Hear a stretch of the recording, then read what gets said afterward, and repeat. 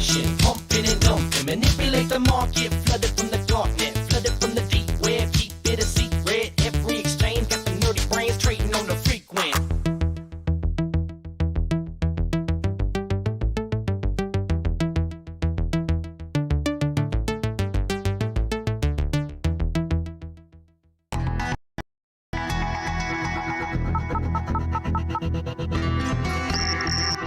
They call me Crypto Cat. But no one really knows who I am. Every day, I protect you from corporations, government, and hackers who spy on you online. Naturally, I don't operate alone. The guys I work with are the best in the business. Team, is everything ready to launch the Utopia? Yes, sir. True cyber geniuses and crypto anarchists. Boss, big data mining and global surveillance is reaching its maximum. We have no more time. Launch Utopia. Sometimes we work right through the night. After all, if we don't do our job, no one else is going to do it. We've developed Utopia, and now we'll keep it running. It can be tough sometimes, but it's worth it. Utopia offers you a world of secure, surveillance-free communication. A world where no one can invade your privacy, no matter how much power they have. Where your business is immune to industrial espionage. Where you can't be persecuted online for your beliefs. Where the only people reading your messages will be those you sent them to. I know that we can make this world a reality.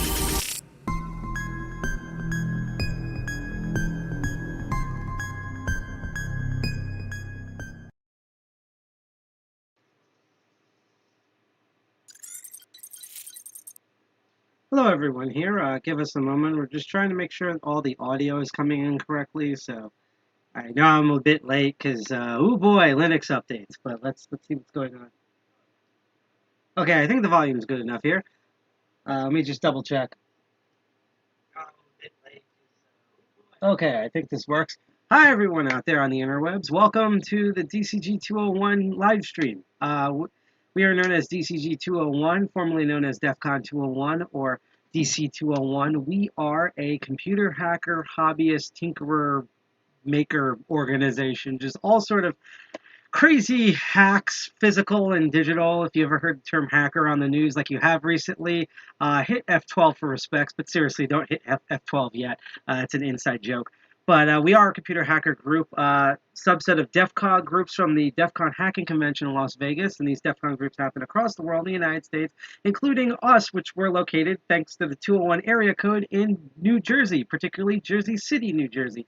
So instead of going to the Exotica Expo, which is a porn expo right now, I am doing this show with you. That's how much I'm super into hacking and technology. And if you want to know more about us, you can go visit our website below, which I'm going to enter in chat as defcon201.org, which we're actually going to see in a bit. We're also all over social media, such as defcon201nj on Twitter and defcon201 on Instagram and the hostux.social instance of Mastodon and our own .onion and crazy things like that.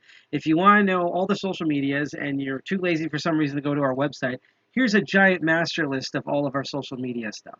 And finally, we are right now streaming on Twitch, DLive, and YouTube. We're also finally back on PeerTube, and you can now see us through Tor via the NVIDIA service. And we sometimes get a few people who are also on Facebook. Despite all of the crazy leaks going on, which we're excited about, people still watch our stuff through Facebook. And if you're on Facebook right now, you can contact us. But Facebook is weird, as you know from the leaks. So there's like a certain way you have to do it. You basically have to do a very simple hack yourself to chat with us. So I just posted that information on the screen. Now, before we get into what this show is, and first of all, for the people out there on YouTube, I apologize because I don't know what's been going on, but I have been setting up the preview of like, hey, you can click the thing to see when we broadcast and, everyone gathers. And for some reason, when I live stream, it doesn't connect. I don't know what's going on. I have to go investigate why that is. I have no idea what's going on, but hopefully by the Master of Unlocking this Sunday, which is my other show about lockpicking. The show's normally on a Saturday, and we are almost about to do them back-to-back if my life wasn't so busy. I'm going to I'm going to fix this issue. So for those on YouTube out there, don't worry too much. But before we go on, I do want to mention, you probably noticed this giant bar that's above me. Well, we are basically planning to we might even do this all the way until the end of November instead of just October. But in short, we are, let me increase the brightness of this light right here. We are right now live streaming. Am I doing this right? Hold on. There we go.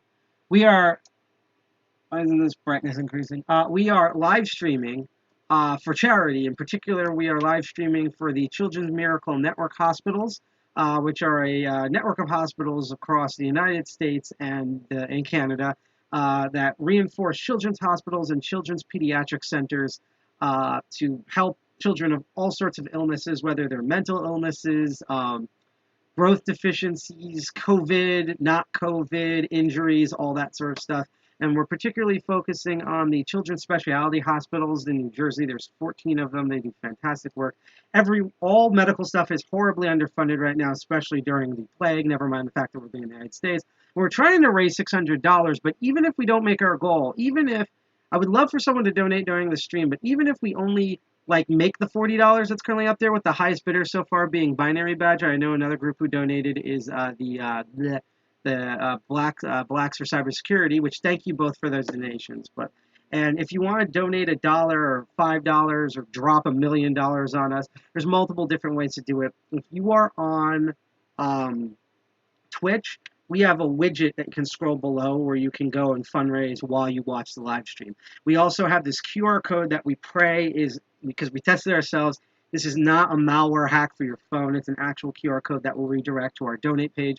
And for all of those on all the services, I just posted, and I'll be posting throughout this live stream, the link to where you can go directly donate. Now, obviously, so far, two amounts of $20 have been donated to us. We're very gracious for those, but I'm currently broke.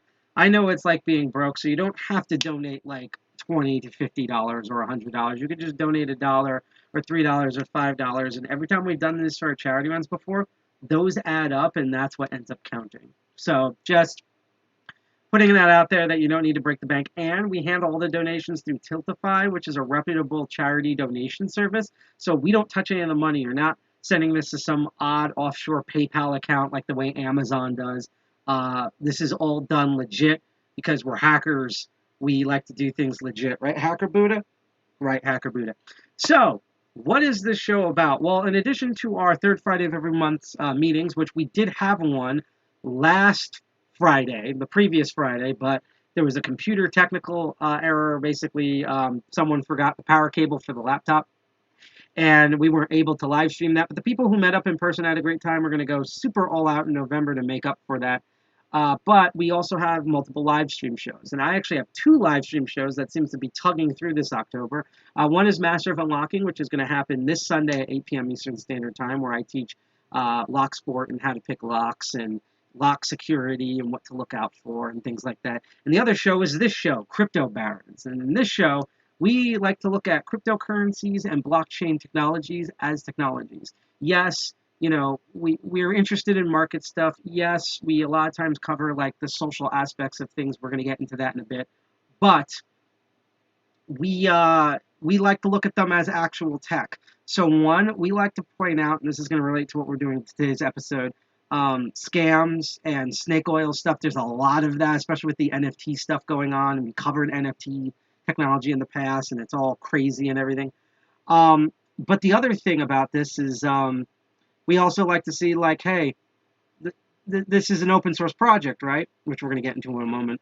Let's look at their code. Hey, they have a wallet. Let's try to install it and see if we can trade coins. Hey, oh, wow. Thank you, Brent Harbor, for donating $40. Oh, my God. We're already almost to $100. Thank you so much, Brent Harbor, for donating that. We very much appreciate that.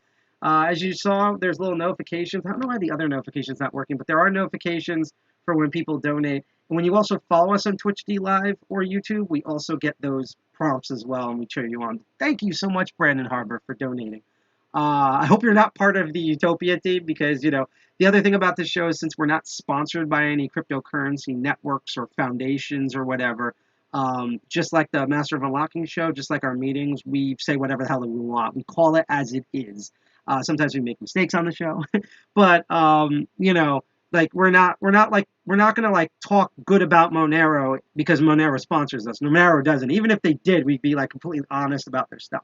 And that's another thing that's great about this show is, again, for good or for bad, we tell you what it is. I mean, we were one of the first cryptocurrency shows to thoroughly look at the Brave browser and particularly call out some of the bad mojo, both in terms of their code and in their policies for what they actually do. So welcome to this show. So what's today's topic on the show? Well, this is actually a topic I've been wanting to cover. God, I can't believe we got $40. Thank you so much, Brent Harbor, for that. But this is a topic I've actually been wanting to cover for roughly a year now. And I decided that because of kind of how it is, that I would wait all the way to October, because in October at Crypto Barons, we like to do spooky things with cryptocurrency. So last year we covered cryptocurrency and blockchain tech on the dark web, and then we looked at the Brave browser, as I talked about, the whole joke of bats, and so this month we revisited crypto zombies, and you got to see me die while attempting the code. Although I'm pretty proud of myself. I'm proud that they wrote some vague as fuck descriptions about Solidity, and if you go back on the stream, I just made typos. Like I accidentally typed two A's when I wasn't due. I misspelled the word the, but all the coding itself was correct. Once I corrected those typos, bam, everything runs. So I'm pretty proud of myself on that. So this is the second episode that's Halloween themed, and I tortured myself because we're about to do something really scary, especially with computer hackers. So about roughly a year ago, I was looking around, and for some reason, just looking through different cryptocurrency tech, trying to see what future episode Crypto Barons would be like, things I could invest in, cool things I could do, stuff like that. And I came across something really odd. Now, considering on Crypto Barons, we were some of the first people to cover what an NFT was and go over the early days of that. We did an entire episode about hacks and scams. From OneCoin all the way to pump and dumps and 51% attacks and things like that. We looked at Bible coin last December, cryptocurrency and cryptocurrency coins that are funded and directly used by religions. We've covered so many different odd topics, and there'll be future ones too. But to be honest, even compared to some of the stuff that you folks don't know I'm going to cover yet, this is possibly one of the weirdest things I have ever seen involving cryptocurrency and blockchain technology. And the reason is, let me describe to you what it is, and we're going to go deep dive into this. It's called Utopia. And apparently what this is it's something I've seen before. When we covered Onyx, we looked at the Loki network, and it's very similar from what I understand, because I haven't used it yet. That's going to change in a moment. Where it's a platform. So it makes basically like a VM system, and all of your internet and social media stuff go through this cryptographic VM system. So they claim it's decentralized, it's encrypted, it uses blockchain check to move everything. So you can instant message people on there with other utopians. You can send unique emails. You can host decentralized websites on there. And it has its own cryptocurrency that it trades. So it's its own complete social ecosystem. Basically, you can throw out all of your communication apps like Facebook and Instagram and Twitter. And you can throw out your browsers like DuckDuckGo and Chrome and stuff like that. And instead use Utopia. However, whether these are legit hackers or not that built this, there's a lot of red flags on this project that we're going to go over. And I thought what would be neat, because again, we try to cover this as technology. So while we are going to get into the social aspects, and we're going to do this in multi-parts. First of all, we're going to go online and we're going to look up all the stuff that I found about this, stuff that they've said. We're going to watch videos that they've made. We're going to look at internet stuff that I find. We're going to go detective sleuthing. We've done this before on the show, right? And I'm going to, on the way, point out the red flags on this. Then what we're going to do is we're actually going to run the Utopia Network. So I thought this would be a great education type episode where if you are encountering a cryptocurrency platform that you're unsure of, that you don't know if it's a scam or if it's malicious software, because of a bunch of different red flags that we've taught over a bunch of episodes and just general intuition, and you want to run it just to see what it is, I'm going to show you how to safely do that. We're going to basically run a virtual machine, and it's a hardened virtual machine. I'm going to show how it's hardened, and we're going to attempt to run Utopia and see how it goes. So that's this episode. It's basically through the cryptocurrency blockchain platform, the Utopia Network, we are going to look into how you check out malicious software. Like, we're basically going to be doing the same thing that people do when they dissect ransomware, except this is going to be about a piece of blockchain tech instead of like some email attachments. That's what this episode's basically about. So, and again, keep those donations flowing, keep those follows going, because very soon we're going to be able to upgrade our DLive account and our Twitch account to do even more crazy things. Thanks to everyone out there ever since we started live streaming last March in the beginning of the plague. Thank you so much. And thank you once again, Brendan Harbour, and all the other people who have donated so far. Again, even if it's just $80 tonight, that $80 is going to go to a bunch of hospitals to help sick kids. So I'm so happy. So without further ado, let's go into the stream. Oh, also, again, I love chatting in chat. So if you have any questions about what I'm doing, or you want to comment on my crazy hair, or what the hell this Buddha shirt is, why I don't have the blockchain, because that's going to be an announcement later on in about a week in of itself. It's not bad news, but I'm going to tell you why I don't have the blockchain. This show's, by the way, not ending. There's a reason why I'm not wearing it, especially since he's asleep. And you've got to see a bit of how bad my hair is right now. And but I love talking with chat. So if you have any questions about anything and any comments, as long as they're not stupid trolls, because you know it's fun to make jokes, but when you're lame, yeah. Talk to me in chat. Love to communicate. Talk about how your day is, all sorts of things like that. I'm cool. But if you're just here to figure out like the elite hacks and to watch me suffer to try to do them, that's great too. As I always say, keep lurking and keep learning. It's like I'm like an internet bisexual. I'm very talkative and I'm also very introverted. I go both ways. I burn at both ends. Welcome to this show. Welcome to Sidepocket. Welcome to me. So let's get the show on the road and look into. So the first part of this episode is we're going to do web research. I already have a bunch of browser tabs open, and we're going to figure out what the fuck this thing is, right? Let's switch over. So, by the way, we always land on this. This is the DEFCON 2. This is the DCG 201 website at defcon201.org, made by Cell, who's currently out doing some real-world crap like now. That's also why we've kind of been spotty lately with updates and stuff, where there's a lot of things in our personal lives going on right now, but we're still very much here doing this group stuff. And so, like I said, when I was floating around, I found this platform. It's called the Utopia. Now, what I've noticed about all this stuff with Utopia is I don't know who's funding them, but they have a very slick interface. And as you can see here, it says 1984 Group Presents. Put a feather in that. That's going to be red flag number 1, okay? Utopia P2P, which means peer-to-peer, censorship-free and secure decentralized messaging ecosystem. Communicate with other people without worrying about getting tracked, intercepted, or hacked. Basically, if you are a paranoid fucker, this is supposed to be things for you. So their claim is we provide a variety of tools for secure daily use of the Utopia client. Some of the things they're looking in here is it's designed for anonymity. They have their own DNS system apparently called UNS or Utopia Name System. They have they purport 3 different stages of encryption. They want this to be easy and intuitive to use, free of charge, and create application platforms for developers. So basically, they want to eat the cake. They want to have the cake, eat it, and fuck it. That's what they want to do. They want to do the whole thing. And there's so many different applications that this platform purportedly has. We're going to get into a bunch of them. And it says, why do you need this simple way to protect your internet activity now? You can use a range of privacy tools to ensure data security, 5 built-in function tools, fill your needs through an anonymous encrypted way. And then they're asking, why do we do this? They have a bunch of stuff. We're going to get into that in a moment. And it says, Big Brother is no longer watching you, which is kind of counterintuitive.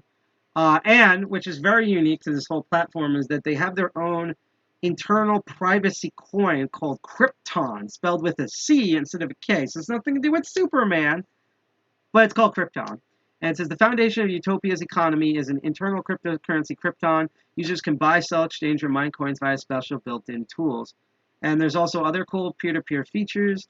Apparently, they use Crypton to make their own little fun poker game. Again, they have their own cryptocurrency you can mine. There's like a bunch of different chests. It basically is designed to replace. It's basically sort of a mini desktop to replace all the stuff you would normally do in browser. And apparently also there's like API stuff, which we will look into in a bit. That'll probably be at the end here. And it says down here, copyright. So apparently this project started in 2013. It's copyrighted all the way to 21. Also odd that it's a copyright instead of a copy left. But also put a feather in your hat for that. 1984 Group LP, original website. Now, this is our first sleuth number 1 here. But before we go to that original website, we're going to be watching numerous videos, number 1. And 2 is that why isn't this? There we go. I need to rehydrate. So I'm going to load up one of these videos. And this is the video, you see that Watch the Message from the 1984 group. This is basically that, except I've ripped the video. And we're going to watch kind of like that dumb cat video. That also came from them. I just thought that was a funny way to intro it. Hacker cat, Morpheus cat, red pill, blue pill, choose Utopia. It's just pure internet parody. And again, the internet's run by cats. But I have one of the videos here that's going to basically reiterate some parts of what I just said about their website and more. We're going to go watch that. And then I'll be back. And we're going to go into more stuff that I found, because I'll put it this way. The rabbit hole in this is not very deep, which is also a red flag. But it's really interesting of some of the stuff that I found. So let's do some recon, and let's hear what Utopia has to say about itself, and I'll be right back.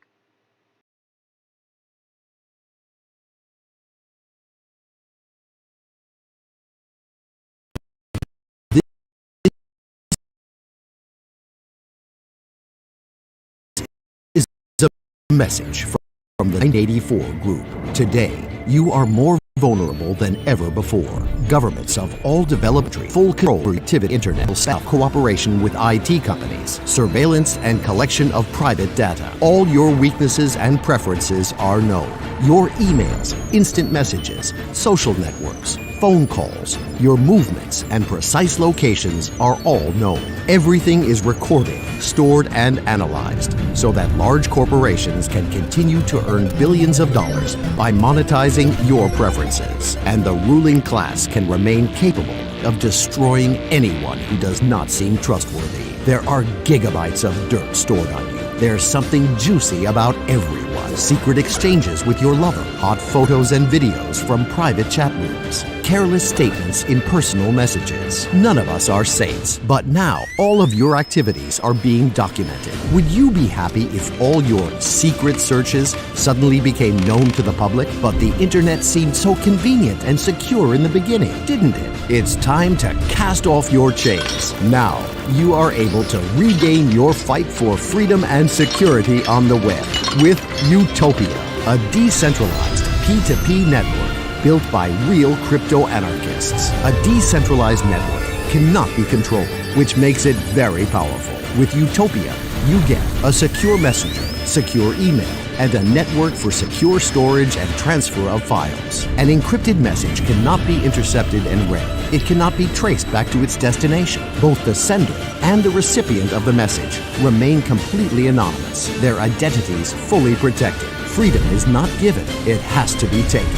Together, we will restore our basic human rights.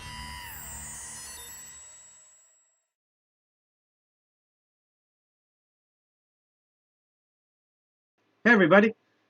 So that's kind of how that was that video where it says watch the message from the 1984 group. And it's very fascinating. Again, high production values. They're also using that kind of generic voice that you hear in a lot of cryptocurrency stuff, which is not quite a full red flag, but kind of puts me off. I'm expecting a face of a person. It too sounds much like, I'll put it this way, and we're going to get into this in a moment. If it sounds like a scam pitch, and these are legit people, I don't think that's what they were going for, but it kind of comes across that way. Now, what I find very interesting in my first bit of research is that this was actually not the first website that I found. The original website, which is still up, is this website. And I'm actually going to put in the URL of it in the chat, so that way people can look at it themselves. This was the original website for Utopia that I found. Very similar video in the background. Utopia is their all-in-one kit for secure instant messaging, encrypted email communication, anonymous payments, and private web browsing. So it's bullet points is the actual software part of it. Secure and surveillance-resistant communications, instant encrypted text, voice, and email communication, decentralized peer-to-peer network, designed for anonymity. Utopia ensures your privacy. Your IP address and identity cannot be revealed. Has a Tor alternative web browser that's built in, which is apparently called the Idle browser. Built-in wallet, crypto cards, and API for merchants. Mining made easy. UNS Utopia name system and secure storage and transmission. Utopia uses 256-bit AES and Curve 25591 high-speed encryption, which we're going to look that up later because I'm kind of curious about that. As it says here, Utopia is a freedom, anonymity, and censorship-free driven product designed for secure communication, anonymous payments, and truly free internet without borders. Total surveillance information flow control and official deceptions are exactly what Utopia is intended to prevent. When you use Utopia, Big Brother is, they should have put a comma there. When you use Utopia, comma, Big Brother is no longer watching you. That's what that previous phrase, again, they had their, the closest thing I can find of the people that make these is at least the website is made by apparently people in the UK, but the fact that there's like odd commas and stuff, either they fail more at the English language than I do as an American, or English is not their first language. Again, not a full red flag, but, you know, kind of gives that vibe. It's very much like Russian, why you don't have squirrel in pants sort of typing, to be honest. With Utopia, you're able to bypass online censorship firewalls, meaning you are free to communicate with whoever you want, whenever you want. Freedom of speech is guaranteed by the Utopia ecosystem. User physical location cannot be revealed. We're going to test that. Communication data cannot be intercepted and read by a third party. All account data is stored on the Utopia user local device in an encrypted file. So it seems that all the account stuff is located on the local side of things, so that does not go on any blockchain system, apparently. What I imagine they're probably doing is, besides the Crypton cryptocurrency, what it sounds like is that they might be using the IDs on the internet using the actual blockchain system as a parallel chain to the Crypton chain, and then like all of the actual information for that is on the local part. So when you turn off your machine, that data goes with it. It says, over the past 6 years, a group of developers united by a common and global mission has created this perfect and exceptional product for you. With the help of Utopia's decentralized peer-to-peer ecosystem that incorporates a global referendum mechanism with no geographic limitations, we can rapidly shift the balance of power and transfer the immense resources of our planet to a single decentralized entity. And then they quote Edward Snowden down here, and it says, no telemetry, no advertising, no tracking, no artificial intelligence, no data connection, no Facebook. Similar copyright at the bottom. And again, this 1984 group. What is this 1984 group that keeps popping up here? Well, this is what kind of makes this even more odd, right, for me. Now, I think I may, on another computer of mine, that I wasn't able to have time yet to check for this. So I might have this on another computer. If we take a long enough break, I might be able to grab that computer and quickly check just to see. So I think maybe the year ago when I found this, there may have been a website for the 1984 group. However, I cannot find any information out about this 1984 group. I'll put it this way, okay? I'm not saying I was involved in any of these groups. In fact, I was pretty much not involved in any of the groups I'm going to list here, right? But I know people and knew people who were in Anonymous, like actual ass Anonymous. They did all the big hacks that you heard about, blowing up the truck, all of that. I know about ClownSec. You repeatedly have heard me laugh, to be completely honest, about Ilmob, you know, and I know a bunch of different hacker groups. I've never been a part of a hacker group besides just the general 2600 alumni, phone losers, the DCG 201 now, and maybe, I don't want to call them as hacking. If you include social engineering, then yes, I did work with the Yes Men in the past, and I still have connections with them.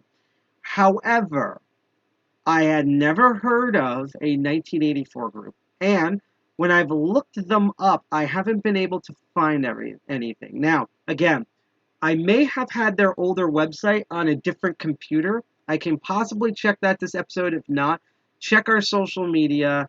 Again, if you go to our website at defcon201.com, you can find our Twitter, you can find our Instagram, you can find our Mastodon if you're not interested in that. I wish we could post this on Galaxy 3 on Tor, but I think that site evaporated. I have to figure out what the hell happened to that. But basically, I haven't been able to find them. I have no idea who this group is. Again, the closest I can think of is the fact that they use the UK flag as the English part tells me that this group might be from Europe. But I don't know about, like, I don't know who this group is. I have never, as a hacker, I have never heard of this hacker group, which tells me one of two things. Either this group is so underground that I haven't heard of it. And remember, I'm the hacker usually that other hackers go to when they want to know about things because, to quote the Merovingian from The Matrix Reloaded, one of my favorite movies and what's making me really worried about this upcoming sequel, I am a trafficker of information. I know as much as I can. I know a lot of different things. I'm not saying I know anything illegal because I really try to stay out of that realm. But I tend to be the hacker that refers to other hackers. So either I legit have never heard of this group, right? And they're so good at covering their tracks that I've never heard of them, which, wouldn't be out of the realm of possibility. I'm not saying that's impossible. I learn about new people, groups, and applications and new techniques all the time. It's part of being a hacker. It's part of the human experience. But the other thing I'm thinking about is that there are no data because they're being sketchy and not in the freedom way. In fact, one of the things that immediately made me interested about them is the fact that I couldn't find anything about this 1984 group. I asked other hackers and they have no idea who the hell they are. These are some underground as fuck hackers, okay? This is stuff that you cannot just get. You have to be invited to and crap like that. And none of these people I've ever heard of a 1984 group. And I'm also talking about worldwide too. I've been on Runet. I've asked people on Runet about this. That's the Russian hacker network. All sorts of things. And they don't know about them. That's kind of alarming. And also that every time I look up Utopia, and you're going to quickly see this, everything referencing Utopia is either the 1984 group or is a subdivision of Utopia, meaning I haven't found a third party up until one, I think, Twitter user, who now I can't find anymore, who has used Utopia or who knows of the people who's worked on them. Like, that just doesn't exist. So everything that references Utopia and the 1984 group are internal references. It's like the Trump administration. Everything loops, or Fox News, or CNN, everything loops back on itself. They're their own source. I have not found any independent source, and even though there's API code, there is no GitHub for this. There's no GitLab. They're not even doing this GNU style and making their own repo from what I can tell. So this project's not even closed. I wouldn't call it closed source, but I can't seem to view the source code for this. There's API interfaces with this, but I haven't been able to find any actual source code for this. Remember what I said about scams, where if you can't find a GitHub or GitLab or even an independent repo, a GitPia, a Bitbucket, that's a huge red flag. That's the type of vibe I'm getting from this. And from what I understood, they might be doing this because they don't want to reveal all their information so that they can keep it secure. But at least seeing parts of it, like the way Tor is, would help with, like, that sort of, like, again, part of privacy and security is that the irony is that there has to be a certain degree of transparency, particularly with the people making the tech, the privacy tech, and the people that are using it. And as we saw with the Brave browser, if you violate that transparency, or whether good intentions or not, or you do a shell game with that, you immediately start losing trust. And it's way faster to be less secure with trust than it is less secure with code. You could have the most secure code on the planet, but if you're doing policies that sound too much like Google, a lot of, like, people, never mind legit hackers, will be very skeptical and non-trusting for you. Again, see what happened with the Brave browser when we covered that episode last year. So that's some of the stuff that I found about this. Now, let's see what we have here. So before I move on, one of the things that I'm trying to figure out is, how does this work?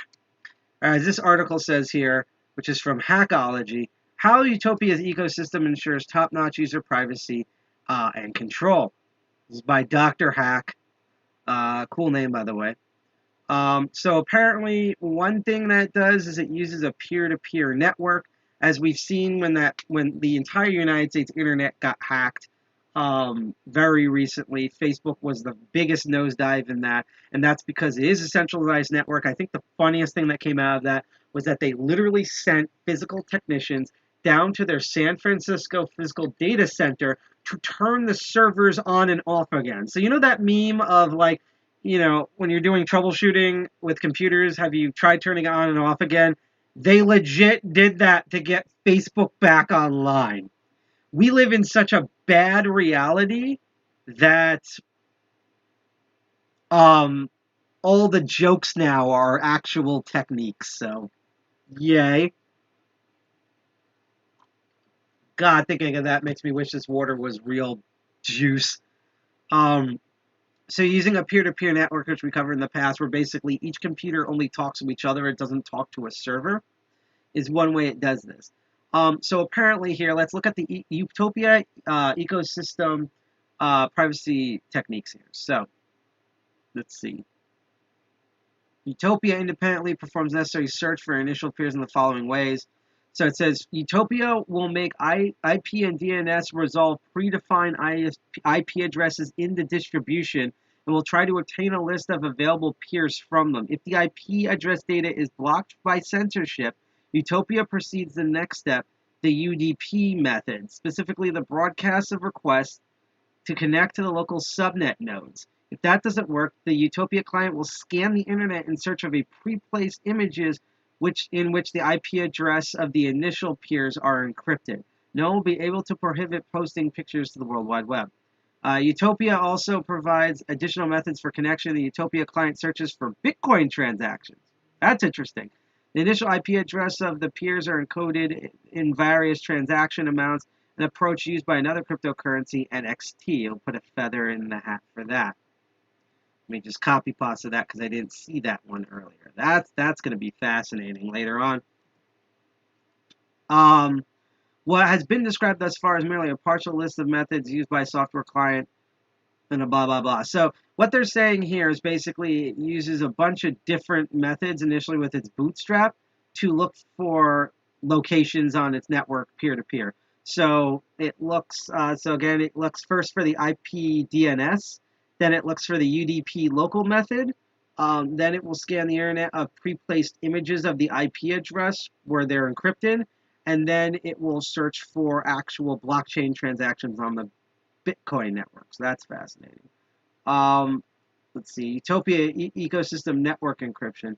Utopia code audit is still due, which further sheds some light. Up until now, this information, which we have been shared by a team third-party researchers who have tried to break down Utopia to find out what it's made of. Up until now, we know that a message is sealed with 2 layers of modern elliptic curve encryption before it's transmitted across the network. The encryption is implemented in authentication mode using the libsodium library, using the public key encryption algorithm. So it apparently is that curve 25519. Plus the X Salsa 220 stream cipher. That's interesting. Let's put a feather in a hat for that one. That's going to be interesting to go back to because we're going to look up all this stuff in a bit. Plus a Poly 1305 Max. So it seems like what they're trying to communicate is that there's 3 different layers of encryption with 3 different styles that are used simultaneously. Industry professionals can find useful information on the information of the encryption algorithm. So that's for the libsodium. I will open that another thing. So Utopia uses a modern, non-compromised encryption algorithm using open source cryptographic library. That's the libsodium. It's also worth mentioning that all our confidential data is encrypted using a key pair between the sender and the recipient. So that's the end-to-end encryption using the peer-to-peer network. But the encryption is not limited to this. At any stage of the message transmission between the 2 nodes of the Utopia peer-to-peer network, your message is additionally encrypted by a second layer using the temporary private and public keys of the transmitting and receiving nodes. So it's both encrypted by the 2 different nodes, and it's also encrypted with the two addresses between the nodes. That's the two layers. You are encrypted both at your actual locations as well as the addresses that are used to communicate at those locations. That's interesting. Already twice encrypted data, which is randomly selected of bits. In addition, hidden from prying eyes at the stage of packaging a TCP transport protocol. Here, the packets are transmitted information are camouflaged and are popular and blah, blah, blah. Because of this, it's impossible to detect Utopia traffic by your internet service provider. That's going to be an interesting feather in the cap because that might raise a red flag that we're going to look at later on. So basically, they encrypted this out of the ass with 3 different encryption types with 2 different layers of encryption. As they show here, like the way it kind of works with multi-level encryption, so it's like you have public A with the data, and then it does that exchange between those nodes while these 2 nodes are exchanging, and so they're all exchanging at the same time. So it's like data, and then it gets processed by 3 data. Think of it kind of, I guess, like the Tor onion routing, except it's using 2 layers of encryption, and instead of onion routes, it's being routed through Utopia's own internal blockchain system. So it says here, 1984 group has developed an absolutely revolutionary routing algorithm based on the calculation of the optimal message delivery path. While developing this algorithm, the team set out to achieve, and note also the wording of this, which we're going to get into this in a moment, the following objectives: to remove such disadvantages of DHT routing as the database weighs or the theoretical possibility of de-anonymization. The algorithm also lacks the disadvantage of broadcast and does not clog communication channels with a huge network load. Further explain how Utopia's algorithm works using the following class example, snail mail, so we're going to get into physical stuff here. To make a delivery, at the very least, the address of the recipient of the letter must be provided on the envelope. That usually that sender's address is also specifies that the letter can be returned if the recipient has not been found for a address. So you put the main, like you do in real life, where you want to send it to, and then like in the upper right corner, you put your own where you're located. So if the mail can't be delivered and it bounced, which is something that happens here all the time in Jersey City, it will return to sender, aka go back to the person who sent it. Imagine that through the letter's entire route delivery, each of the forwarding points, nodes in Utopia's case, noted from which transshipment point the letter was delivered. Then a reply letter can only be sent using those nodes. Obviously, depending on the frequency and detection of sending letters, the readings and nodes will change. This method eliminates the possibility of de-anonymizing the users. In addition, the 1984 group has developed an additional anonymization mechanism. Periodically, decoy TCP packets are sent with the purpose of misleading any technical means of analysis, thereby preventing third parties from monitoring the network. Okay, so what they mean about this is that, so first of all, the routing seems very similar to Tor, except again, it's being encrypted twice.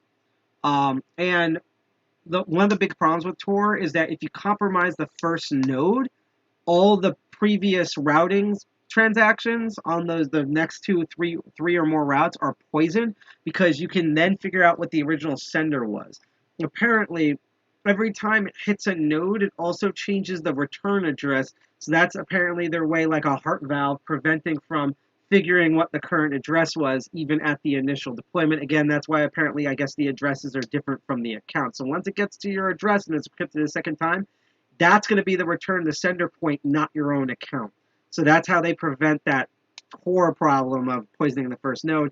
And the second thing is that when it sends out any sort of data, it will also send out replicants of that data that mean nothing on different paths, but seemingly that it looks like similar data by appearance.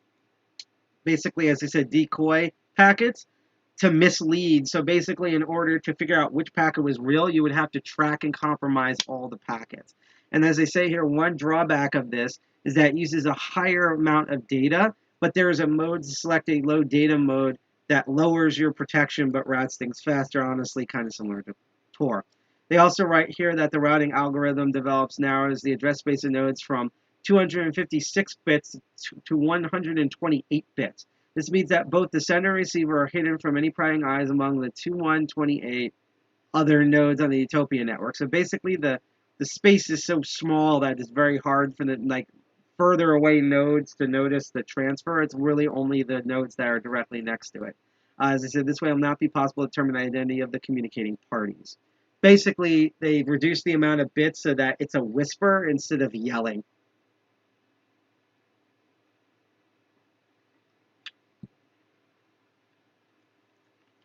You can see how the keys are exchanged. See what other stuff here. So now we're going to compare, as we said before, as Utopia ecosystem versus Tor. As I said, a comparison with Tor, because I've been comparing it. Let's see what they claim is why Tor is not safe and what's different about it, okay? So they say here,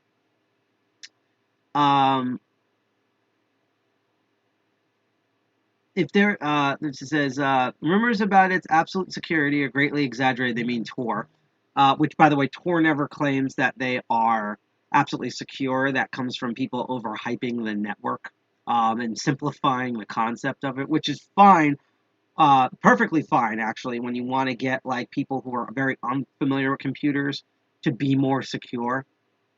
Which why I always tell people that's why security is not only a network, but everything can be hacked, and you also need to make exit plans as well as entry plans. So there's no silver bullet in security, but you can be safer.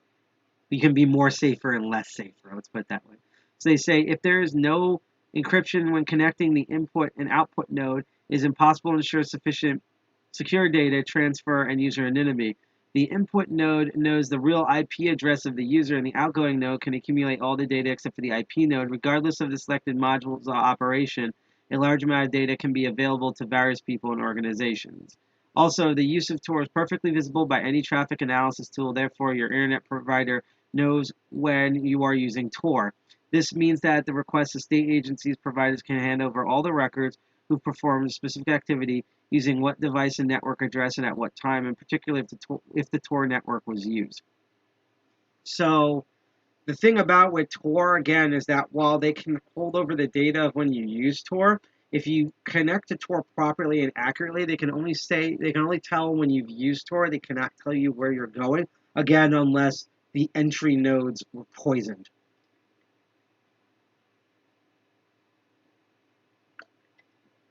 So that's the thing right there. So basically, I think they're slightly exaggerating, although they make great points about the negative sides of Tor. As we're going to see in a moment, everything's not perfect. There's just too many red flags with Utopia, which is why when we actually are going to use Utopia for the first time, we're going to be doing it in a very specific way. Also, you notice the wording of this. We're going to read another article in a moment that's like this, because we're going to look at another video in a second.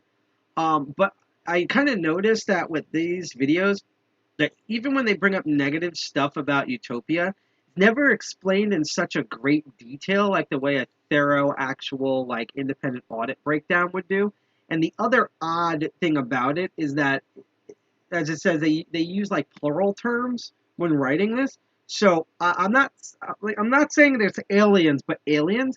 I wonder if Dr. Hack is either part of that supposed 1984 group, has worked with the 1984 group that's made this, and or, even more importantly, I wonder if there is no group in 1984, and if this is just Dr. Hack's project all along, and he's just basically using a front of a elite underground group of hackers that you can't find any real information about, as a cover for his own personal project. Who knows? Not saying that that's what it is, but the way things come off with Hackology when they write about Utopia is kind of suspicious. But as I said, nothing is more revealing than what a company says or a group says about their own product. So we're going to load up another video here, and we're going to hear a video. I think it's going to summarize all the stuff that I just said, but it's going to be a more fun, informative, simple video on what they claim of how Utopia works. Let's hear from their direct mouth, not that independent audit we just read, but let's hear how they explain their platform and how it works.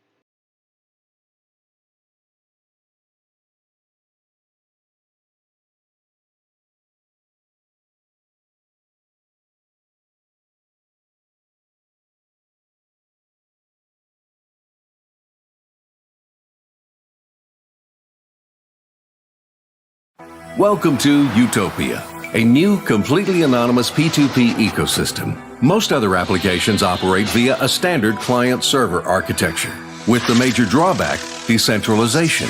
Any server can be damaged or broken, often at the most inconvenient moment, just when you need to connect and transfer the data. Servers are owned by specific individuals and organizations which may be susceptible to external influences. Your personal data could easily fall into the wrong hands. Traffic could also be intercepted by a device placed in front of or even directly on the server, giving the bad guys physical access to your personal data. The Utopia Network has no central servers. All nodes are equal. When Utopia is launched, it searches for peers and adds them to its list.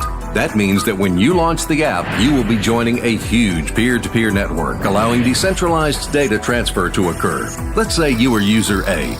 You write and send the message to user D. For maximum protection, we used 3 stages of encryption. First, your data is encrypted using 2 pairs of keys, the senders and the recipients. Second, at each stage of the data transfer between the nodes, a second layer of encryption is added using temporary session keys. Double data encryption alone results in a random set of bits, which are further masked under Transmission Protocol TCP. As a result, Utopia's traffic is entirely sniffer-proof. Here at the 1984 Group, we have developed a link state routing algorithm for Utopia. Network nodes collect statistics on the efficiency of message transfer. When a message is sent, one of the nodes acts like a gear mechanism, spinning around to indicate the best pathway for the message to take. In the next instant, the route is altered slightly to ensure better anonymity of the user.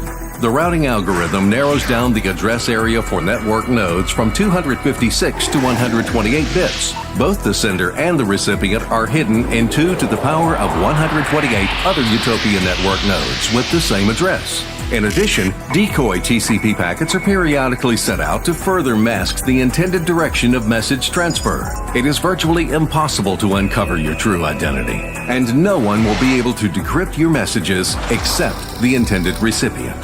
Because this is Utopia.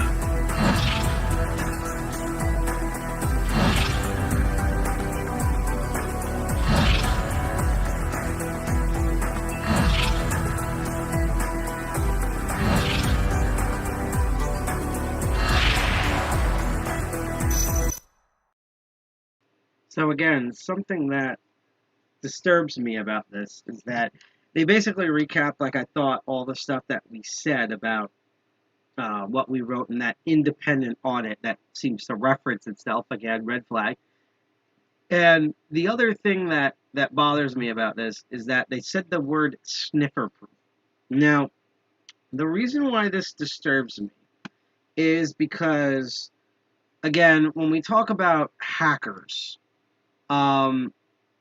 true hackers worth their salt. Even when they're promoting good stuff about what they work on, they're extremely honest about what more work needs to be done and what vulnerabilities on. There are no proofs in the hacker world. It's the same way how in the ballistic world there's no bulletproof vests, there are bullet-resistant vests. And with real security and privacy, there is no sniffer-proof, hacker-proof, spy-proof. There is spying resistant, sniffing resistant, tracing resistant. The fact that they said proof is like, as they claim with Tor, is overselling their platform. And that, no matter, even if you're doing God's work, is always a red flag. Because once, the fastest way you can always get hacked, whether you're someone making a platform for free speech, or if you are a user who's trying to stay safe on the internet, is being overconfident. Now, you shouldn't be like Shaggy on Scooby Snacks, hey man, paranoid. But you should have a healthy amount of paranoia where, you know, you go to privacytools.io and you look up new stuff. You see what stuff's been depreciated. You see what stuff is compromised. You regularly change all of your passwords. You check out new utilities. You try to redo your old ones. You check the network traffic on your computer. Things like that. So that just bothers me right there. The fact that they're overselling this platform. Like, this could be the best secure, like, we'll protect Edward Snowden and Elon Musk type thing in existence. But just the wording around this, which we're going to get into, maybe this is not entirely the 1984 group's fault. That sort of is a red flag. But let's continue on. We have a bit more research to do. And the next thing is, what would a blockchain platform be without its own cryptocurrency? So apparently, according to this, not only do their ecosystem, they want to replicate your desktop, and they want to replicate all of your social functions, email, chat, things like that, kind of like the way like GNU and Libre does, to be honest, or Microsoft or Google in an evil way, or Apple. So not only do they want to be their own ecosystem for your desktop and social stuff, they also want to F the man by also ditching fiat currency and their own values. And that's where Crypton comes in, spelled with a C. Now, I'm going to reload the market cap page. It is a real coin. It is a real cryptocurrency coin. But as you can see, it's not doing that well. It's down 17%. It's going to be kind of funny to see. Yeah, it's like kind of, it was been okay for a bit, and then it's just been major red dips, and it kind of went okay in a little bit of the past hour or so, and then just giant dip again. I'm going to reload it. Yeah, it's still down 17%, all of that. It's not doing that great. This is Crypton. Well, before we read all of this, let's once again, because there's a video on this, watch what the Utopia people have to say about the cryptocurrency Crypton, the companion fiat free speech and censorship cryptocurrency of value that works in tandem with their utopian blockchain technology. Let's hear what they have to say before we read what the independent source says, and we'll figure out if there's truth in the middle. Or maybe it's on one of the two extreme sides. We don't know. But let's hear what Utopia has to say about their own cryptocurrency first.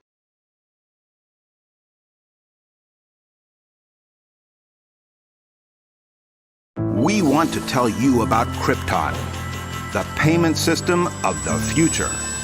Because it isn't issued by any central authority, Crypton has none of the downsides of fiat money. Crypton is superior to all other cryptocurrencies. It is indestructible.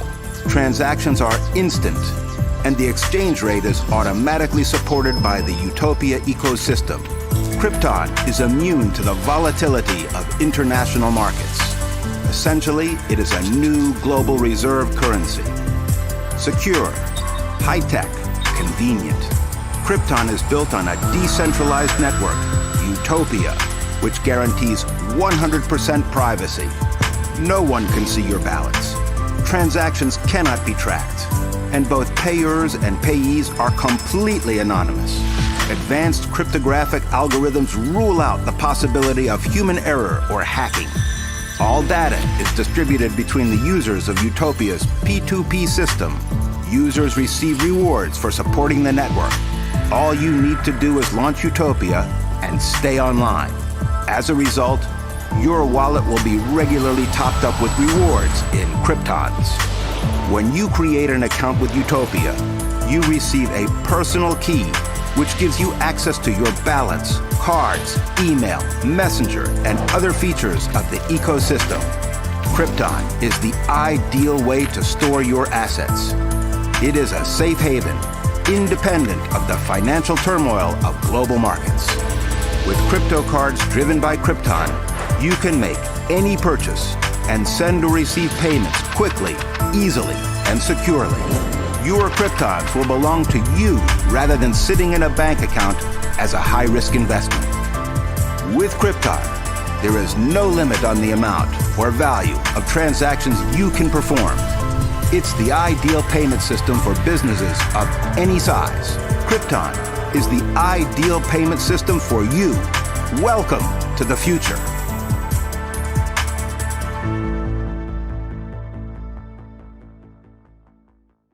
So, I hope everyone right now is really impressed by my ability to not just burst out laughing right now. First of all, kind of you notice how once we get to the cryptocurrency side, which I feel like this was more intended for like cryptocurrency and blockchain business investors and financiers rather than like technical people, because you notice how more detailed the security and utility stuff was in terms of how everything worked, and then there's this, which is like very much an ad. Like it's literally kind of like a toy ad for adults. That's this is like like we just won cryptocurrency marketing BS bingo. And again, we see all the over promises. First of all, minor thing, they now claim in their cryptocurrency video that they haven't claimed before. It was just, oh, it's sniffer proof, right? Now they're claiming that is sniffing proof, hack proof, trace proof, which again, you're overselling your product. Even if that's the case of when you made it, security breaches happen all the time. And again, all the hackers I talk to don't know about this platform. They don't know any 1984 group. They haven't met anyone from there. And not saying they can't exist, but that's an issue. The fact that nobody knows this exists. Like, you know, there are government programs that haven't been properly leaked yet that hackers know, but they just won't talk about because, like, Interpol will immediately break down their door, and I'm not going to tempt fate on air. But there's stuff that we know of that we just don't say. But if you ask us, we're like, yeah, we know. Like, for example, for years we knew that there was something like the Prism Project, and then it took Edward Snowden for literally pulling the trigger on that.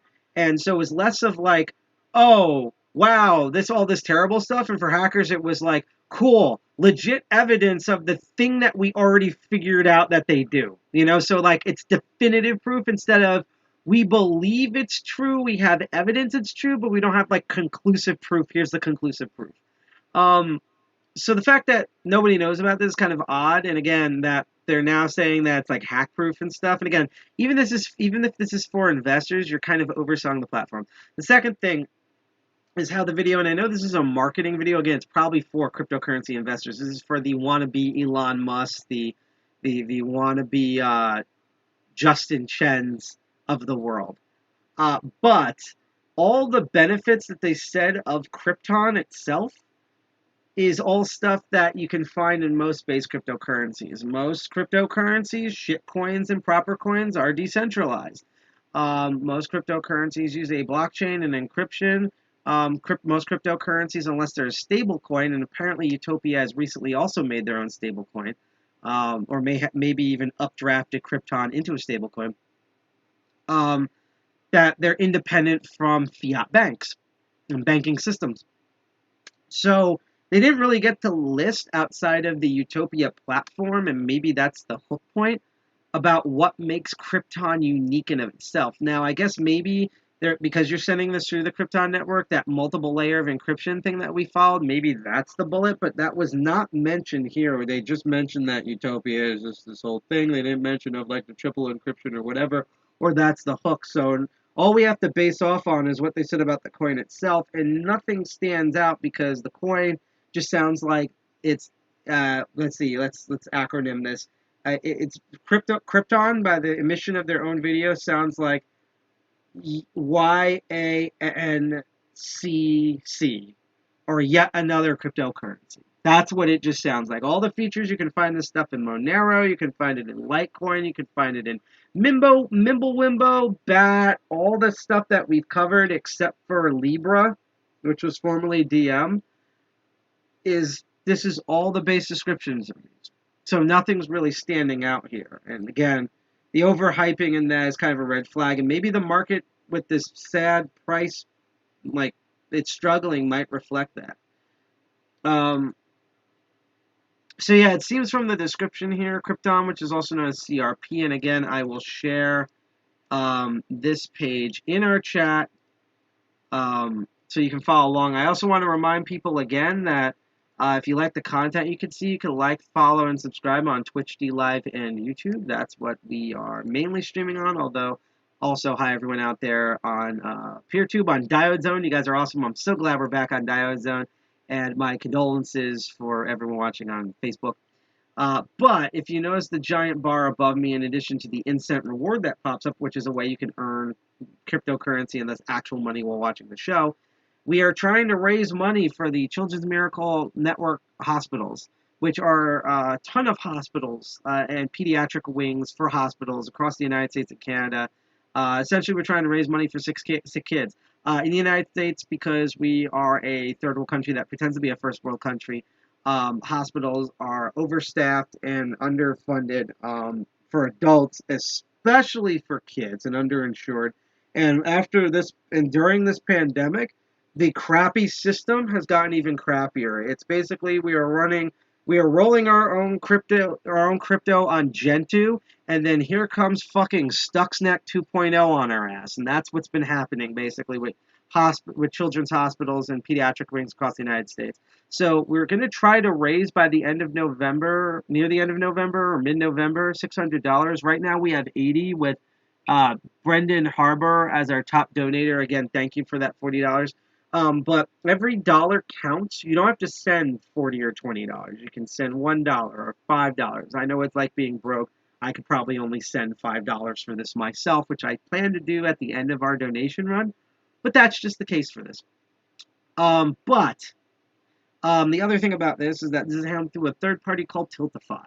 That means not only do we not touch any of the money, but also, let's say if unfortunately at the end of this full charity run, we only have $80, maybe we'll have $100, we don't make the $600, whatever money that was donated, including by Brendan Harbour here, will also go and be evenly distributed among the Children's Hospital Network for sick kids. So don't worry about, well, if I donate and then the money goes nowhere. The money is going to go to the kids that need it. So don't worry about that. If you're on Twitch, you can scroll down. We have a widget where you can directly donate. Unfortunately, you can't accept cryptocurrencies. Sorry about that. You might be able to pull some cryptocurrency out into fiat and then donate. We're going to work eventually. Hopefully, we'll find something where you can donate directly in cryptocurrency. That's reputable. That's been the tricky part. You can also go that QR code that you can scan if you're on a mobile device.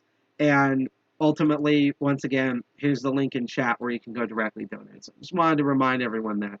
Also, I said at 9:30 we're going to do the treasure awards on DLive. At this point, I think we're going to probably do the awards at 10:30 just because I need a little bit more time in order to get through all of this. This is, like she said, it's taken a lot longer than I thought. So let's go back into what we were talking about here. So as I said, Crypton, their CRP is the monetary unit and digital currency of the Utopia peer-to-peer system. It's a decentralized cryptocurrency, in that when Cryptons are sent, it's sent through the Utopia Network themselves, and apparently what they're trying to say here is that it has low gas and very little delay. I don't know why it's very little delay, but, that's what they're claiming here. We might be able to test that. Let's see. It uses a wallet internally called U-Wallet, which balances of Cryptons cannot be seized by authorities, because that's a base thing of cryptocurrency. Unless they know your password for your wallet, they're not going to get in. Again, that's not unique to Crypton. Crypton transactions are okay. Only the sender and receiver has a record of any transaction. Newly minted Cryptons are distributed every 15 minutes. To the nodes helping to maintain the network. So basically, as long as you're on the network, you are slowly getting faucet trickles of Crypton. So that's what they meant about getting rewarded for your own stuff there. So that's what that all is. And that's the only thing we really know about Crypton. I mean, we can go to the website here and try to figure out what all this crap is. In fact, there's a website that we haven't gone to yet, which is the support page. Which kind of details a bit more about like how it works, and you can like log in to ask their support team and stuff like that. See what happens about rewards.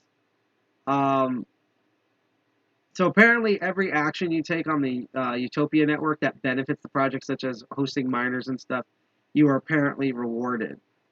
They do have a bug reporting system, so that's good, an official bug reporting system. You can also contribute and promote, and it's all done through Cryptons. But yeah, let's look at transactions. Yeah, Foundation Utopia system. It's a built-in crypto exchange. The mining bot. Yeah, I can't really figure out anything else about the Cryptons that it uses for the cryptocurrency stuff. So that's the last video I think we're watching today on that. I think it is. Let me double check here. Let me triple check, just to make sure that I truly have not lost my mind, or that I've lost my mind so long. I've lost my mind so long ago that it's not going to impact me much. Yeah, it's pretty much it. We're done with the videos. So we're almost done with the halfway point, or the 2/3 way point, and then we're going to get into the true meat and potatoes of all of this. So the only other thing I could really find about Utopia and the 1984 group was another article from Hackology of apparently, again, Dr. Hack using the Utopia system for a year and what he found out about it. So let's see. Let's see what we can find here. This is more about Crypton itself. So apparently, you can do exchanges. Let's see on Crypton now. It used to just be only peer-to-peer trading in the Utopia network, but it says the demand exchange trading was growing, especially from the active Chinese community. So it seems like this is internet multinational now. First exchange of Crypton was native to Utopia itself. Then the next exchange was of Chinese origin, and then ZG.com. It was the third exchange, and then the fourth exchange was the Lot Token Network. So there are now public exchanges for Crypton itself outside of the Utopia network. CoinGecko has listed as well as CoinMarketCap. This is all with last year. There's also a Block Explorer. Ooh, this is interesting. Let me load that in a separate window. And there's also a circulating supply estimate. That's interesting. And then, of course, they added games such as chess and poker. See, poker allows 8 players to play a game of Texas Hold'em, no limit cash game with real money at the stakes in the form of Crypton. And users from around the world can now create their own public-private tables. And a timed game of chess that, according to this, doesn't have any gambling at all. So that's kind of neat. There's that Crypto Cat again. They call me Crypto Cat. Let's see. Probably the single most asked feature was the mining. Apparently, that was most of the development the first year. Again, the way he talks about this doesn't sound like someone who's interviewed. It sounds like someone who built the project itself. That's what's making me come up with, like, you know, Charlie Day conspiracy theory wall stuff about this. In addition to all the other red flags. So, when released in November of 2019, the client could mine using very minimal requirements and any internet connection. Unfortunately, this was quickly abused, leading to enhanced requirements and necessary for a static public IP in order to prevent network degradation. Again, that's why the transparency helps. As time passed, it became evident that too much traffic was being consumed by mining, and a new approach was required to secure the network's future, resulted in the development of a new dedicated mining bot, which we're going to look into near the end, designed with stability, speed, and performance. So apparently, I guess the mining was originally done in the wallet, and then they had to make a separate bot in order to do proper mining. In November of 2020, Utopia Alternative Miner became the exclusive miner for the ecosystem, resulting in the moving of the miner capability from the client software. So again, you can't mine using the wallet like a lot of other cryptocurrencies. You have to use a separate miner. So you literally have to be a miner to mine. Oops. Decision from removing mining capacity from client received a mixed response. Many users referenced the internal statement that anyone can earn Crypton by using Utopia. The user sentiment was justified, but logic by removing it had more value. Network stability in a peer-to-peer system enables all Utopia-based function features to be stable, and if disabling client-based mining enabled that, it's justified being a piece of shit coin, or basically a... I'm sorry, I always love me. Every time I see POS, like when you go to McDonald's and it says POS and they have point of service, I read it as piece of shit. You know, that's how I read it. But being a proof of stake coin, so this is proof of stake, not proof of work or proof of anything else, proof of donut, I don't know. Anyone can hold a Crypton in their wallets and earn money monthly staking awards. So basically, you can still do proof of staking. And as it says, there's a bit of a cash flow back when you use features for cash, I say. Crypton flowback in like miner faucet rewards for every feature you use. But in order to dedicate mine, they took that out of the wallet. They made it its own separate miner. And then they talked about the system here, which was released on 1984 group on their forums, which was the only other thing I could find about this whole thing. So this is the Block Explorer, so that's kind of fascinating. So these are all the public transactions. This is the public ledger of different transactions. We can click on different ones of them. And all it shows is the block number, the date, the mining thread, 1111.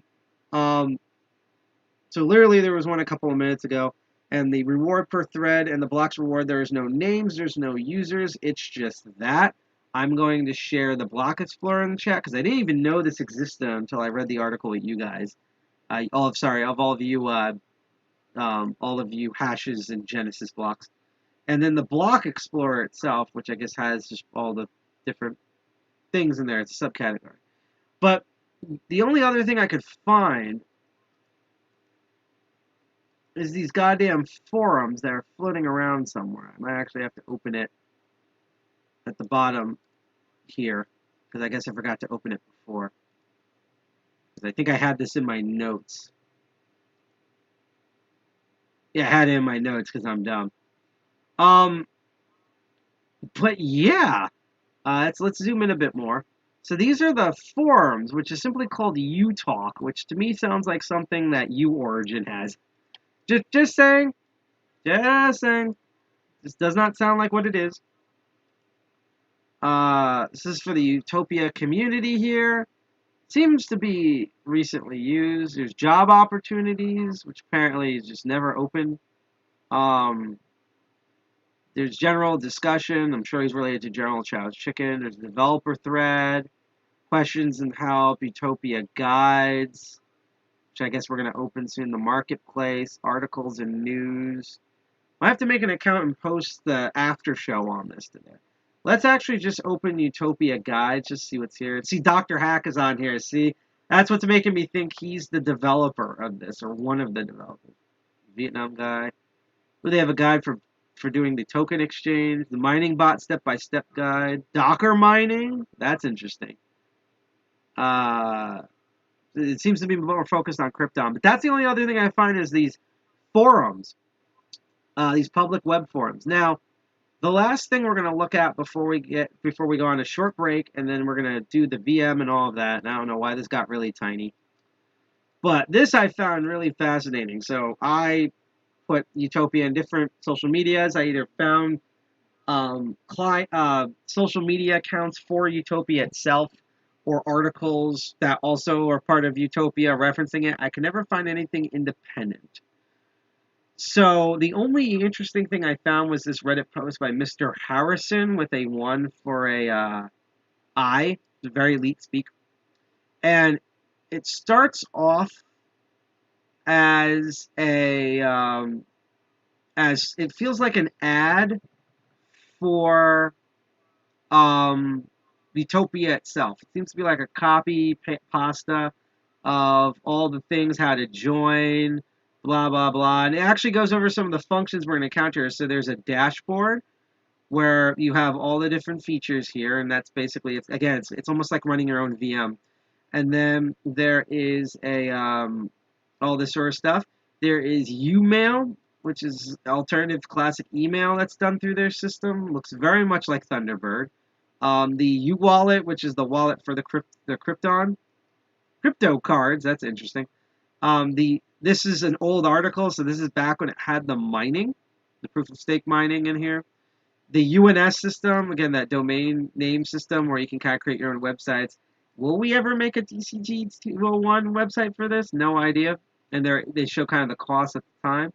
There's also groups, adding users, emailing, all sorts of stuff. You can pack it forward on here as a file manager. Voice notes, so you can send voice messages. A dark theme, because, of course, the API stuff and all of that. And there's some in-app games like chess and the poker game. And they talk about advantages here, which they say is everything is apparently really anonymous. This is kind of more of an independent view. That's why I found this post interesting. Non-indexable channels, blah, blah, blah. Then they talk about disadvantages. And they said, many functions you'll have to master yourself. There's almost zero guides. The reaction of the team to problems through the support levels is much to be desired. The presence of bugs, not critical, just bugs in general, just not pleasant. Not the right choice of PR, which we're going to get to in a moment, I find interesting, because this might explain, even if this is a legit thing, why everything has sound so skeevy. Team is known for development, but is not good friends with product promotion. Again, it's going to tie into that. Localization, it was only in English. We're only in English, but we're working on that. I'm hoping early next year everything will be also in Spanish, and then we'll work on other languages. absence of familiar functions such as attach video and stuff. And here's kind of the Achilles heel that makes me worried about this whole system, right? Because remember how they're like, oh, it's, and this is just the user, we haven't tested it out yet, but you know how they were talking about, oh, it's hack proof, it's sniffer proof, all that.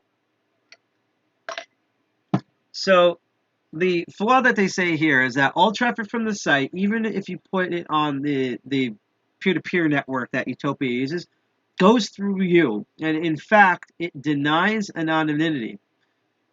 Why is this an advantage? Not only which VPS will agree that you would put Utopia because software scans the ports, which is forbidden without identification on most of the network. This is a problem. If you put it on the network, of course, the ends will not come from you, but if Utopia is on your car and that site is on the network, all the sites will go through your public IP, which does not promise any anonymity. Basically, they claim it has the same problem that Tor has, where they know when you're using the network or not. So that's what they're going to target.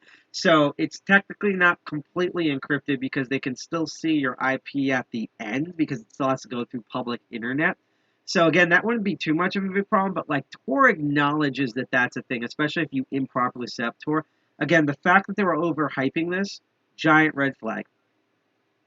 But as they said, they don't think it's that significant. Here's the other interesting problems. So apparently there's a group out there that they work with called net stalkers. Now I had to look up this term up, and net stalking, according to Wikipedia, is a searching activity carried within the limits of the internet aimed at finding little to no inaccessible, forbidden, shocking, and rarely visited objects, including their analysis, systemization, and storage. So this mostly includes the deep web and darknet, partly IoT devices, depreciated developing web protocols like the Psych protocol that I covered a bunch of meetings ago. Although irrational, the activity develops web searching skills and mindful work information. So net stalking apparently was created, is credited to in 2009, Russia part of the net, and they're first to the Stalker series of games, the Chernobyl games. So Runet, that's where it apparently comes from. So net stalking is basically on-purpose searching for unusual information. And from what I can gather from this, the net stalkers is a type of ad agency that apparently exists on the darknet. Again, I've never heard of this. I have never looked them up even on the darknet. So according to this, the 1984 group, whether they're an actual group or not, bought advertising from this media darknet group called Net Stalkers. And he says there's nothing against the Net Stalkers movement. Now concerns only a YouTube media community. So having brought advertising from this wretched, deceitful, and hypocritical community, Utopia has problems because lovers of free mining children need inadequacies from all over the dark web. And their usefulness were even zero, rushed into the software. Moreover, all this garbage put a system on blades because of spam, a huge amount of spam, which the 1984 group was not ready. This is actually a terrible move. So again, the reason why all the ads might be, like, let's say the 1984 group is a legit freedom of speech hacker organization that's all fuck the man. The reason why, even if that was true, why they probably seem really skeevy, is because all the advertisements, like all the videos we've watched and their overproduced websites and their hype marketing, comes from a marketing team that is notorious for not always sounding sketchy. And they said that, like, they can draw conclusions from this, and that at the moment, because of the bad PR campaigns from the media slag community, the CIS, they are no longer approved traffic. However, even embarrassing to say, is from the CIS because such a manifestation of our community leaves much to be desired, even shows us adequate people in extremely bad light. Again, even if this was a thing, this is kind of problematic because, there's a beta portal. Let's check that out. Because, like, even if this, again, the road to hell's paved with good intentions. Even if this is a legit group, the advertisement group and the way that advertisement group's going about it makes it sound way more skeevy than it might actually be, and it's not helping with that. There's also a bunch of Telegram groups, which I'm also going to post in chat, that apparently you can check out. Utopia News, Hidden Thumbs, and the Anti-Stalker thing, and apparently our YouTube is dislodged. Let me just do another test message just to see if everything's going okay. Okay, now everything's going okay. I don't know why the Twitch thing didn't work. So anyhow, that's all I've been able to find out about all this stuff. So wait a minute. So we have a portal thing. Let's accept risk and continue. Let's see what loads here. I think it's just going to forward to, yep, it's just the same site as before. So yeah, that's all we've been able to find about this thing. Again, you know, it seems like it has good ideas. Actually, let's go to the Utopia itself. It seems like it has good ideas. It seems like it wants to actually do something if they are being honest. The problem is between the weird marketing and the overhypeness and the phrasing and the giant red flag that all the information I've been able to find about Utopia only comes from sources within or who's promoting Utopia, and there's no real third-party thing. The only third-party thing I truly was able to find was that one Reddit post from 2 years ago. That just is extremely alarming. Again, I haven't tried this yet. I'm not saying it's a scam or malware. I don't know. It's just, this is the type of stuff where if you were looking for a cryptocurrency platform and you were wondering what's a legit thing and what's a shitcoin, these are red flags. They have API stuff. I don't see a GitHub or a GitLab or a repo. We'll check that out in a moment.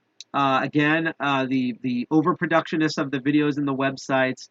I'm glad that they talk about how all the encryption works, but just the lack of disinformation and the overhypeness and the fact that their only sources are of themselves, and I can't also find any information on the 1984 group, which, I guess you could say that's a good thing. Maybe they're truly underground, but, again, Tor is also an underground thing that a lot of governments hate and prosecute against, but you can find their websites, you can contact them both on the ClearNet and the dark web, and even a lot of predominant hacking groups that get in the news at least have a presence on like a dark web network such as Tor, or on IRC even.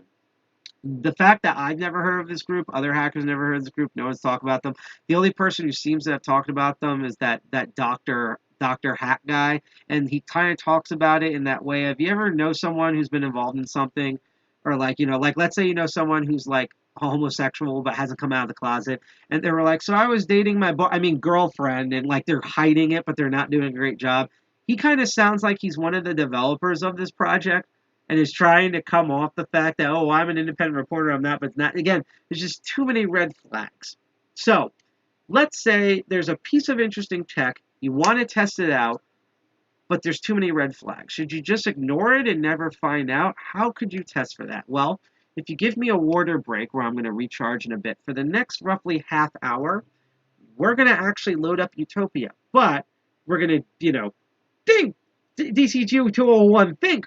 We're not going to run it off of our native system here. Because if it is malware or malicious, or maybe it's a program from the CIA or something bad, it will affect our stream computer, and we would have to redo the whole computer all over again and possibly get a new computer, and it'd be very sad. So we're going to show everyone how you can use a VM, a operating system, and harden that operating system in order to test out things that seem sketchy. It's the same exact way that a lot of people test malware in real life. We're going to do that. So while this instant counts down, I'm going to talk about the charity again, which again, we are raising money for the Children's Miracle Hospital Network. We're trying to raise money for sick kids all across the United States and Canada, for all the pediatric centers that are understaffed and underfunded. Now, again, any money that you donate will go through Tiltify. They're a reputable source. We don't touch any of the money. And any money, even if we don't make our goal of $600 by the middle of November, will all go to sick kids in hospitals and Children's Miracle Hospital Network. If you want to go to get.incent.com, it's reputable. We've checked. It's not a scam. Scan that QR code. You can enter that code in the Incent wallet. You can get bits of Incent, which is a type of cryptocurrency that you can translate to any other cryptocurrency to essentially get some money and crypto and fiat money and cryptocurrency money, some moolah, while you watch the show. And then you can use some of that and donate some of that, even if it's just $1 or $5, to our charity to help out sick kids. And if you're interested in donating, you can scan that QR code in the corner. If you're on Twitch, you can scroll down, go to Tiltify, and donate right from there. Or you could go to the link I just posted in the chat. So, just give me a minute or two. I'm going to put on some cool, chill music. I'm going to rehydrate. We're going to load up the virtual machine. I'm going to give you a tour of why I'm using a virtual machine and what I did. We're going to load Utopia for the first time, and all of my reactions are going to be my raw reactions for it. pray that nothing crashes, whether it's the stream, the VM, Utopia, or all three of them. And we'll see how this episode goes. And like I said, by the way, around like 11:30, if you're on DLive, we're going to do the lemon drops. You're going to get some lemons. And on Twitch, we're going to go raid someone at the end of the episode. So again, thank you, Brenton Hacker, for donating $40. We're not going anywhere. I'm just getting a water break. And hopefully my water will not break.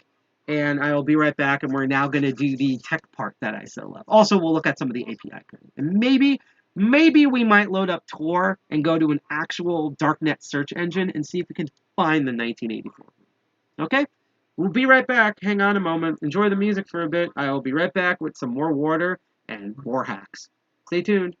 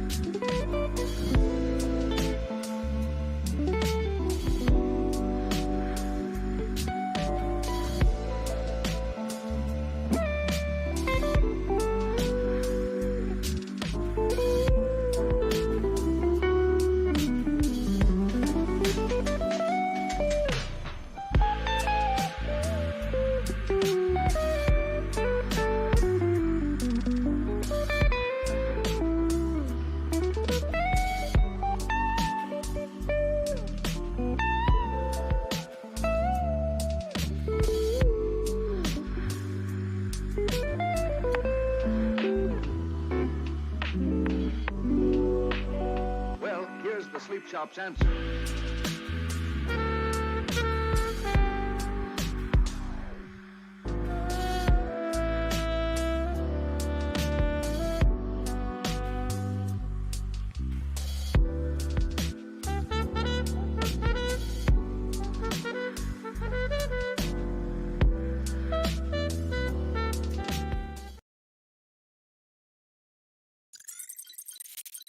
Okay, so we are back. Hi everyone, I am back. And I'm going to post the charity link one more time after I hope you enjoyed that nice groovy music for a little bit. Because again, we are raising money for charity. We're raising money up until middle of November for the Children's Miracle Network Hospitals, which is a group of pediatric hospitals across the United States and Canada. Because as an American, I can tell you that no one has any health insurance whatsoever. Like, even when you have health insurance, you don't have health insurance. Don't even get me started with how terrible veterans are treated. Basically, if you're a vet or a child, you are ultra screwed. And so pediatric hospitals and wings across the United States and Canada, like even in Canada, were already understaffed, underfunded, and fucked before COVID-19. And then during this plague, oh god, are they super fucked. And that means not even just the amount of COVID cases that children have had, as well as their parents have had, but even things like the normal stuff that we've had. Remember normal? During COVID, before COVID, like, kids getting, like, injured, getting run over by a car, contracting some other disease like measles, or being born with a deformity, or having a mental trauma, or just something, any medical emergency that has to do with the human body. So we basically, to sum it up, we're trying to raise money for sick kids. And I think that would be a great way to give back for like Thanksgiving season that doesn't involve terrible colonization stuff. We currently have $80, with Brent Harbor being the highest donator at $40 on today's episode. I didn't even think we get any donations at all, so thank you so much. And again, if you want to donate and you're broke like me, you don't have to donate $40. You can donate $1, you can donate $5, $8, $10, any amount that you feel comfortable with. And unfortunately, it's fiat money you have to donate, but you could take some cryptocurrency like Monero and bring it out as fiat money. And I will say, though, you can donate anonymously. We've had things where it just says anonymous in a donation. We have no idea who they are. They're just Anani Mouse from Anani Land. So you can do that, even though it's fiat money. But every little bit counts. And even if we don't make our $600 goal by the end of all this, all the money we've raised, including the $80 so far, will all go to multiple children's children's hospitals and pediatric wings across the Children's Miracle Network hospitals, including our favorite children's hospital here in New Jersey, the Children's Specialized Hospitals, which there are 14 of in New Jersey, and specifically focused for kids with all sorts of needs at low cost, cheap as free. They will all go for that. So you're gonna donate through Tilt. You can donate anonymously. You're gonna donate to Tiltify, which means we don't handle all the money. A trusted third party does, and all that money, even if we don't make goals, will all go to charity and will go help sick kids during COVID and beyond. So that's great. And again, if you want to donate, we just post a link in chat. If you're on a mobile device and you're watching this separately, you can also go to this QR code and scan that. That'll bring you to the website. It will not bring you to Goatse. I promise you that for once. This will actually bring you to the website. And if you're on Twitch, we do have a Tiltify widget where if you scroll down, that will be in there. We should also really put this on the profile of our page. I need to start doing that. Anyhow, as you saw in the first part here on Crypto Barons, which first of all, hi, I'm Sidepocket. I'm one of the two co-founders of DCG 201. You can find us more at our website, defcon201.org. We're a computer hacker group, and I have two shows about computer hacker stuff, and this show is called Crypto Barons, where we look at cryptocurrency technologies as technologies. We look at wallets and APIs and code, and we try to run them and dissect them and do some hacks and find things out. So this is not snake oil stuff. This is not me saying I'm bullish on this and will this go to the moon and stuff. Even though sometimes we cover finance and media, social media stuff. But this is about the actual tech behind all of this stuff. How Bitcoin and Litecoin and Elon Musk's weird, fucked up John McAfee type brain works. And so what we've been covering today is we're looking at this weird, mysterious service called Utopia. And it's really strange for multiple reasons. But a big reason is that it's a purported free speech platform. You can send email through it, instant messaging services, social media, browse online, all through this crazy triple-layer, multi-layer routing and peer-to-peer encryption method using blockchains for accounts and their own cryptocurrency called Crypton, so you don't even have to use fiat money, so that you can be completely secure around the world. Similar to like Tor and like the ZeroNet that we've covered in the past, but even more advanced. The issue about it is that there's multiple red flags. There's no public, just general source code for it. I cannot find any information, even on the dark web, about this 1984 group that purportedly built it. All references are references in of itself, so definitely citation needed. And just so many red flags. Just, it just reads like, at best, this is a scam. At worst, this is malware. Now, I'm not saying that's what it is, because I don't know. I haven't tested it yet. We're going to do that in a moment. That's just how it feels. So the big question here, right, is that let's say you're very interested in something in cryptocurrency or just a piece of technology in general that's software, but you are afraid of like downloading malware that what if this turns out to be a bug or a spy from the CIA or Goatse or something, and it just wrecks your system. Like, you don't want that. So should you sacrifice your hacker exploring curiosity in exchange for safety? Well, that's a good question, and a lot of times we do that. But a big thing that we do is there's actual ways to test things out without potentially having your entire computer go tits up. And that involves virtual machines and sandboxing. That's what we're going to do now. So we're going to flip over to the other screen. And sadly, the only way I'm going to properly get this done, because I'll put it this way, I really tried. I tried all that I could to bring up the VM itself, but I realized I probably should have done this through the other virtual machine we have, because basically right now it's a black box and it will not display. So we're going to actually explore this once I get rid of the browser on here through display mode. So it's going to get a little weird in the beginning, and then you're going to see normal display, the actual virtual machine. Now, before I get into this, let me kind of explain the setup here. So when a hacker is worried that something is going to be a piece of malware, they want to see if it is or not, and if it is, they can, not have harm come to their own computer systems and their own networks at work and stuff, and it has like photos of their kids and what horrible things they've done to their partners sexually in bed and things like that. They don't want any of that compromised. So the way you do it is what's called virtualization and containers. This is something you probably heard hackers bitch about it, whether it's doctors or Kubernetes or BSD jail, things like that. That's what this is about. And basically, think of it as a Russian doll.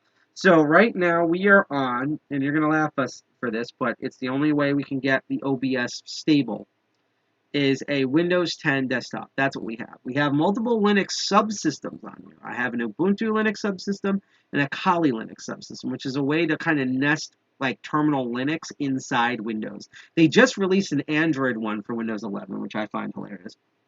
However, what you can also do on any operating system, provided you know your know-how, is to run what are called VMs, or virtual machines. Now, the cool thing about this is, one, it allows you to test multiple different operating systems and different types of programs. I have a ton on here. We've looked at some of these through our meetings and on the shows and stuff, and sometimes I just experiment. But the other big thing about all of this, right? The thing here is that, and I tell people this when you go to DEF CON, that if you want to be super elite, you have a privacy-oriented desktop, and then it's the only thing you do on that desktop is then run it through a VM. And the reason is because while hypervisors can be hacked, usually it takes so much skill to break a hypervisor on a virtual machine that most hackers won't care to do it or won't know how to do it. So as one person said from the hacker community, if someone can break through my VM's hypervisor at DEF CON to get me, they've earned a black badge. It's like that level of hacking skill, okay? So I'm not going to say, again, it's not a silver bullet, but usually if you run something through just a default VM, a virtual machine, of any other operating system type, like Linux, another Windows machine or stuff, you are good. The malicious program will only think it is in whatever it's on. So let's say we're running Ubuntu in a VM. It's going to think it's in Ubuntu and be like, haha, I've compromised the system, mission complete. When in reality, it's just a VM that you can just throw away and crash, and the malware goes with it. The rest of your Windows 10 system or your Mac or your Uber Arch Linux system will be untouched. That's the general gist. So the fact that we're already running this through a virtual machine is going to be a thing. But now let's go into the display capture mode. And I'm going to show everyone, once I go through my notes real quick, of what we've done here and why we've chosen a certain virtual machine. So first of all, let me see new name and then status. Okay. So let's go in display capture. So things are going to look a little odd in a bit. So here we go. Extreme close-up. Whoa! Okay, and now we're going to go to the virtual machines. First of all, I have to wake the virtual machine up, because the first thing that I did with this, provided that it runs correctly, is that I have added a passcode function on this. Why the hell is this? Did it freeze? I hope it didn't freeze. Don't tell me it crashed now, after I did all the updates on this. Please don't tell me it crashed now. Please tell me it's just running slow for the sake of running slow. Hello? VM? I had you running. What happened with you? Don't make me kill your I'm going to kill the process. Okay. So hopefully I can shut this down. Actually, let me restart it. And we'll be able to go through all this again. And I really hope that this thing properly loads, because if it doesn't, I'm going to go insane. So running the VMware. So you can already see here. So two things about that, which is its default. We are running Fedora. Now, there's going to be so many browser wars and stuff like that of why the hell are you running Fedora? I just hope it's running slow. But like, why Fedora, right? So the reason why we're running Fedora, and this is not full Fedora 64, this is a lightweight version of Fedora. Okay, it's running XFIC, has the bare minimum of programs, although it's still feature complete for Fedora. Okay, so it's just running slow. And the reason why we're running Fedora, actually, I can answer that question by opening up this other browser window and going to privacytools.io if it will let me, because everything's chugging now.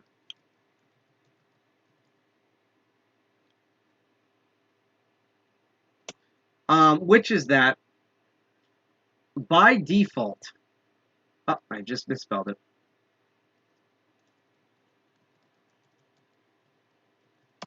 Oh, what the, Can't type for beans. There we go.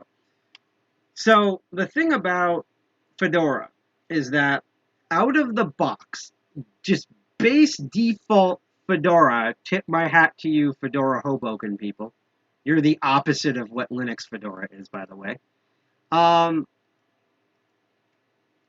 But because of all of that, let's find in here. There's a bunch of things that Fedora has shipped right out of the gate that doesn't have any issues with all sorts of security stuff. Let me say that. Let me actually drink some water and re-say that again because I completely botched that line. Trying to figure out their new menu system because they recently redid the website. What I mean by this is that where are you? I might just have to scroll. What I mean by this is that base Fedora, unlike a bunch of different Linux operating systems, has a bunch of privacy and security features baked in, even in its most basic version. Okay, so like I'm not saying that Ubuntu and Debian aren't secure. In fact, my debate on this was originally, do I do a hardened Debian or do I do a hardened Fedora? And just because I wanted to kind of make things a little bit more like spicy and use kind of things that I never I never really used on the stream and when I do presentations and stuff, even though I have used Fedora in the past, I thought of using Fedora. And if they still have it here and I can get to like the alternative operating systems. As you can see here on privacytools.io, when they list desktop operating systems, right? Here's the ones that they recommend. So Cubes, which I can't run in a VM. That would have been my preferred one if I could. And it's listed as for experts. That one containerizes and does VMs for every single application. I wish I could do that, but you can't run Cubes on a VM. It's too resource intensive. They used to have and have greatly depreciated ones where you could use it on a VM or a stick, but it was only in pure alpha. Tails is also another one just because I figured certain things won't work on it. Ubuntu, easy to set up. I would also honestly have added Debian on here. I don't know why they actually got rid of Debian and Alpine Linux. Maybe there's something in the chat because they used to have those on here. Who'snix, which I debated about putting, but and then Fedora, which is user-friendly and easy to set up, and it's Linux. So I decided to use Fedora for multiple reasons that I'm going to get in right now. Oh, sorry, wrong thing. Right now. So first of all, we're going to log in, and I know that all of you are probably going to be listening to the clickety-clack keyboard sounds that I make to try to figure out the password on this, which is joke's on you because all the stuff I'm using is temporary. Basically, at any point, including after the stream, I can trash this version of Fedora and not worry. We got that? We're good. So as we're logging in, there are multiple things which you're going to see once we get into the terminal part of why I use this. First of all, Fedora not only has a hardened kernel out of the gate, so it has a more secure kernel than most, just right out of the gate. But by default, it's using what is called SE Linux, which stands for Security Enhanced Linux. And that's not its own version of Linux. It's a version of the Linux kernel. So the kernel is like, if you think of like the human brain and how a lot of it's actually run by your brainstem and not the rest of this brain part, kind of how your eyes are semi-autonomous, like most of your base stuff, your ability to want to eat, fuck, move around, like the stuff that you really need for life is all in that brainstem. In the same way the mitochondria is the powerhouse of the cell, actually very similar, and the brainstem drives all the main functions for life. The kernel is the core part of the actual operating system.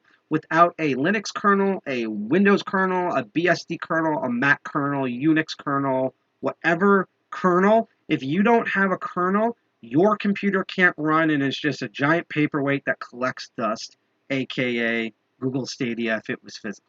So that's what's going on here. And again, I just want to let people know that if I'm talking over your head, if you have any questions about Linux or what I'm about to do here, or my crazy hair, who's this Buddha, why am I not wearing blockchain, what the hell is a DCG 201? Let me know in chat. I love talking to chat. I also love your donations to charity, even if it's only $1 or $3. Otherwise, again, if you're here to lurk and learn, then keep lurking and keep learning. So if we type in the kernel, the terminal here, uname -r, it's going to bring up, as you can see here, if I did my notes correctly, let me double check. Yeah, so you can see here that we're running the latest Fedora kernel, right? Which is important because I did think, and you could see it on the grub boot, of running this instead with Zen, which is also a hardened kernel, and it's similar to, which was what it uses, similar to, what was it? My brain just blanked out. To cubes, it virtualizes everything. But my fear is that if I do virtualization and virtualization, that's going to tax the VM, the computer it's running on, and also the internet stream, which is really important for this. So I decided to not risk it. And even though I have a version of Fedora with Zen, I installed Zen myself on here. We're not using the Zen kernel. We're using the SE Linux kernel, which I'm about to check for. So we're actually going to type in SE status. And you can see here, we're using the secure enhanced Linux. It's mounted, it's enforced, everything is active, it's all up to date, and we're good. Just for some housekeeping, because I've done some minor stuff too that I'm not going to go into, including like password delayness and stuff. We're not going to be using a firewall because this has heavy communication features, but we are going to initially try something that's going to make this a bit more safer, because the one thing that it can observe is the current internet network we're on. That's the one thing the VM hypervisor can't prevent, but there's a simple way around it just for this testing purpose. So again, you want to get a already out of the box hardened system, so you get base Fedora or base Debian, even base Ubuntu. If you're super hardcore, you can use cubes, just you can't run it in a VM, although cubes will virtualize in itself, so that would be on a dedicated computer in of itself. You can't run that in a VM. So if you have an extra computer and you want it to be your testing computer for like hacking stuff, install cubes is probably the easiest thing I could tell you. Like cubes, and then like another partition with encrypted Kali Linux or encrypted Parrot OS, and you're good. But for base right now, we're using a VM, which means it's already going to be really difficult if this is malware, if Utopia is malware, for it to break through the hypervisor. We could have strengthened that hypervisor with using Zen, but we're not using Zen. We're using the default hardened kernel that Fedora uses, which is Secure Enhanced Linux or SE Linux. If you have Ubuntu or Debian or another version of Linux that you virtualize and it doesn't have SE in Linux, you can install SE Linux and you're pretty much good to go. And before we do that, let's do some house cleaning here. So we're going to sudo this, and we're going to use DNF, which if you're familiar with Linux, you probably know the command apt, which is the application thing, which tells where you can install stuff and uninstall stuff, version things. Yum and DMF is the default for these. And in fact, that's how we actually had to install this, because there was an issue with its RMP loader, which is similar to .deb files, which is kind of like a double click and it installs like the way it does on Windows or Mac. We couldn't get that to load, so I actually had to do that in the command line, and we might have to do that when we try the actual miner, just saying. So we're just going to do some housekeeping here. I think I can do the Y command, and we're just going to update all of our systems. I'm going to re-enter the, oh boy, I think I already screwed up the password here. If not, hopefully it'll ask me again, because I got distracted. Yep.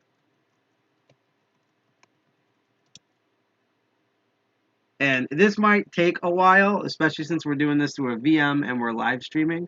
But yeah, okay, so there was nothing to do. I've already updated before this, but you know, it's been 8 hours, maybe something new. Good. Everything is updated, so that's very important. And that's what we're going to currently use the terminal for.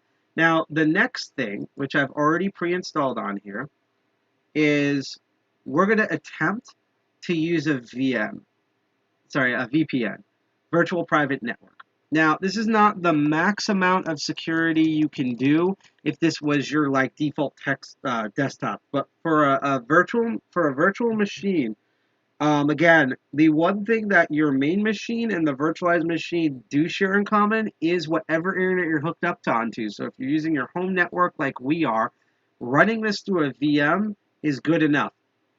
If you are, if we wanted to be more crazy, we could try to use Tor on this entire thing, which also might less stress the network, but that's a bit more complicated.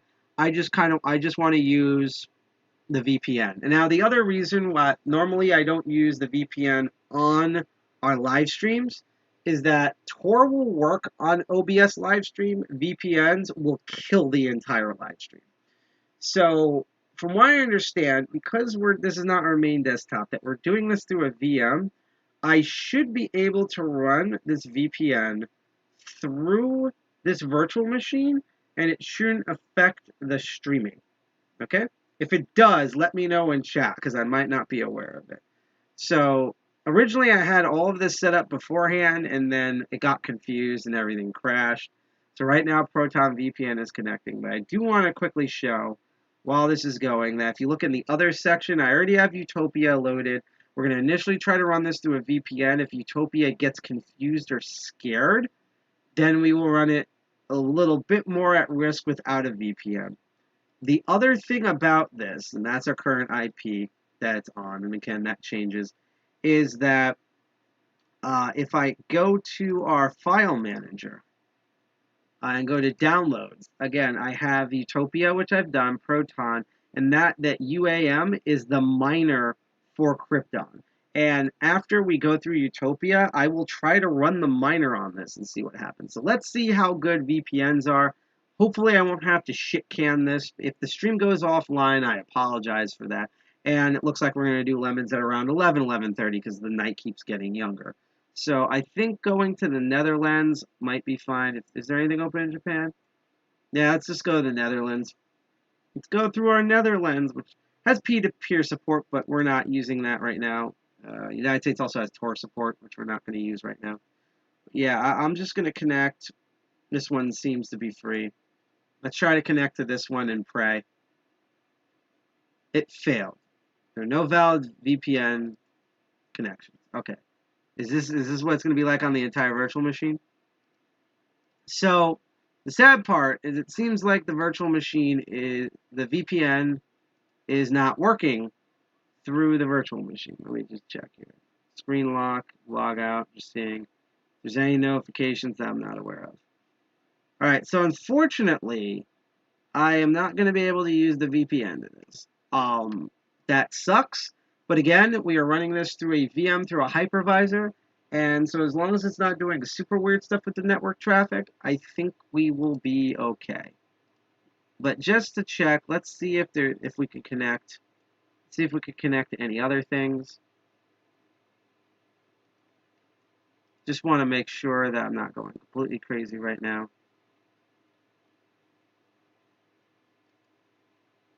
Let's try the United States of... Seems like the United States is particularly getting hammered. Yeah, for some reason the VPN just does... The internet works, but the VPN doesn't work. Now this will be interesting because I wonder if that means Utopia is going to have a hard time working as well. I do notice there's a little X error on here. And the other thing I want to make sure of is we are connected through the internet. The internet does work. I can load up a browser and it will connect. But for some reason, just the VPN system does not work on here currently. And I don't have the time or the patience for the client one. So we're just going to go right into this. And we're going to load up Utopia. So cross your fingers that this works. This is I have no expectations. This is the first time I'm ever using this.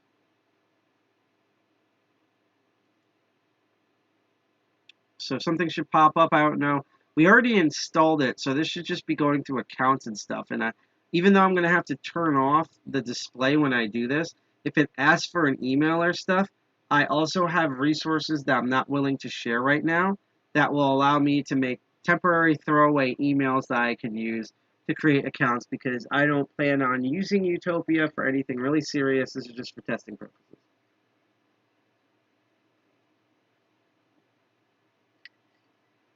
So again, things might be going a bit slow. I also hope that like Utopia itself didn't crash or something.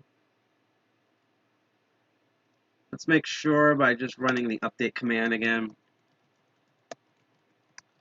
Because again, I had all this stuff preloaded and then everything just went to complete shit.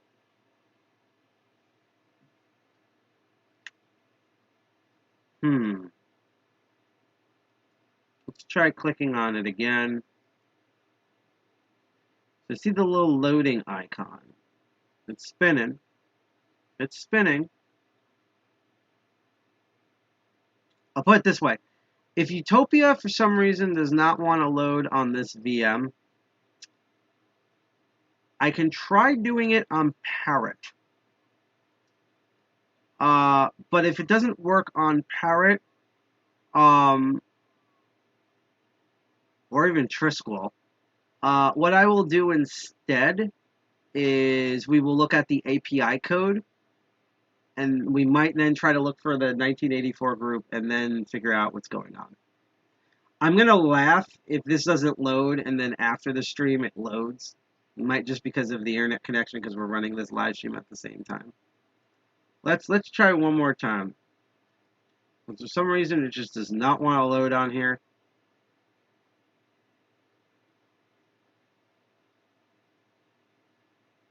See, my problem with Parrot is that Parrot has an extremely low amount of memory. So, like, I don't even know if Utopia will properly install on Parrot, even if I get Parrot running. You know what I mean? Like, doing the ATP updates will already drive it crazy. So, I don't know. And Parrot, it does have a hardened kernel security thing, but it's not like the way, I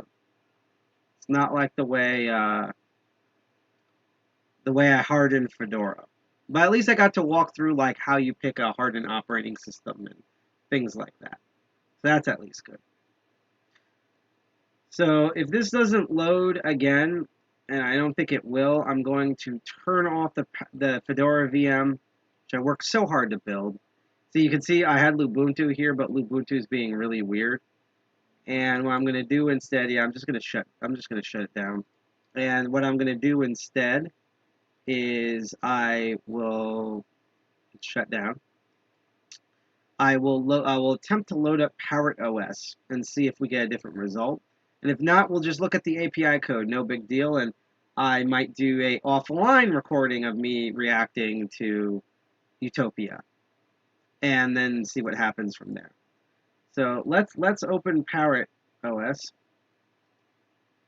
See if we can get it running on there. Parrot is usually a bit more smooth overall, especially since I have the latest version. It's a little blurrier. We're just going to do the try install mode here.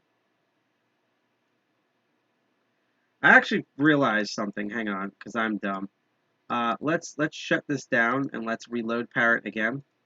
See, this is designed as a live distro, so it's a little bit snappier. Persistence, forensics. Okay, I'm curious, and I actually want to try the forensics mode. I think it just loads up a terminal, but I'm just curious about what pops up because I've never actually loaded the forensics mode on here.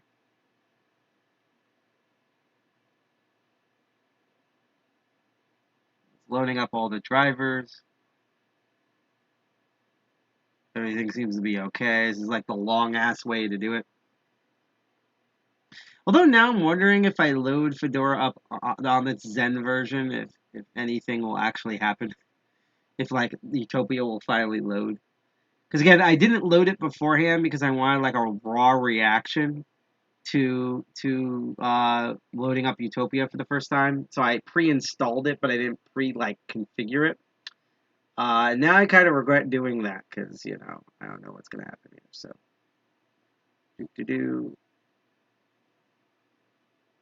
Okay, because if it's just a terminal, I'm just going to turn this off and just boot it into the trial mode. We should be getting a desktop mode at some point here. We have a giant meaty cursor.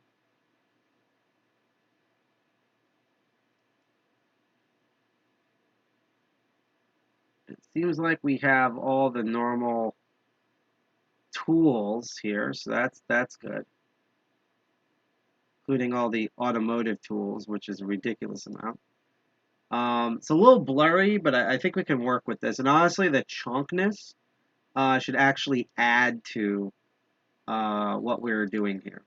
So again, I have a little amount of memory, so I'm just going to load base Firefox, because now we're going to have to go to the Utopia website, and we're going to have to get the deb file. And actually, there is a built-in torification mode called a non-surf that we actually might be able to use for this. So that's kind of hype as hell. Nope. I don't want the Mozilla extension. I want the Utopia ecosystem. In which, that's the one thing I never understood with Parrot, okay? Is that I have no idea why the default search engine, they have so many modifications for Firefox for Parrot, default is Google instead of DuckDuckGo. I have no idea why that is. So let's actually find the Utopia ecosystem. And then we're going to download the .deb if that works. If that doesn't work, then we'll have to do it manually using the ATP install with the .deb pathway. And if that doesn't work, we'll just skip everything and look at the APIs, and I'll do a separate reaction. Another thing that I love about Parrot is that it actually shows me its processor and memory usage. So, and like the network uptime, downtime stuff. So that's honestly pretty cool. I like that. I think that's awesome. I think this is running a slightly slower ESR version of Firefox, if I remember correctly. Oh no, it's running modern Firefox, but it's Firefox for Parrot. Again, some slight modifications to it. Let's go. Let's try to download this thing.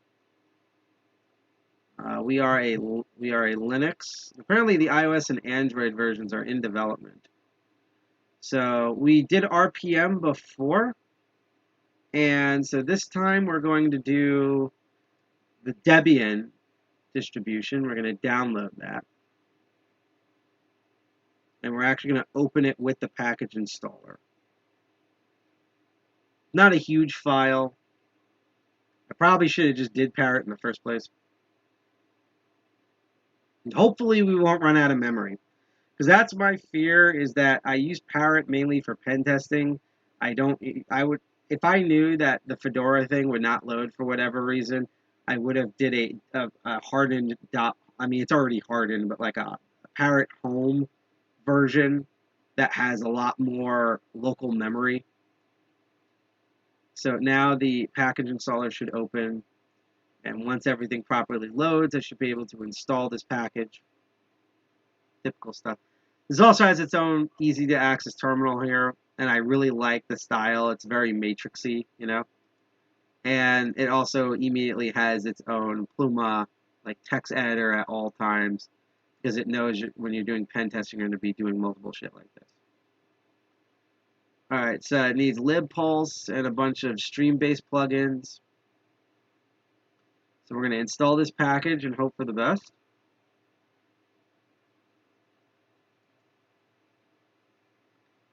I have no idea where it went.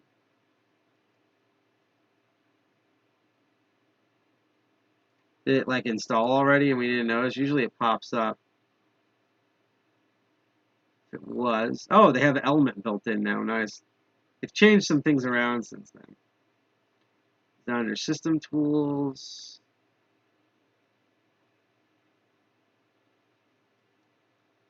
Like, I don't know why it blanked out like that. Let's put it that way. And right now, Parrot's going insane. Remember, I haven't done an ATP update and upgrade, because once I do those, again, I might run out of memory. And that's what might be happening now, is I might be running out of memory. And that's why this thing got lost. Which makes me think that I think the only last thing I could think of doing is restarting Parrot and instead do apt install with the pathway directory, because that might be a lower headroom version of that. So I'm actually going to kill Parrot.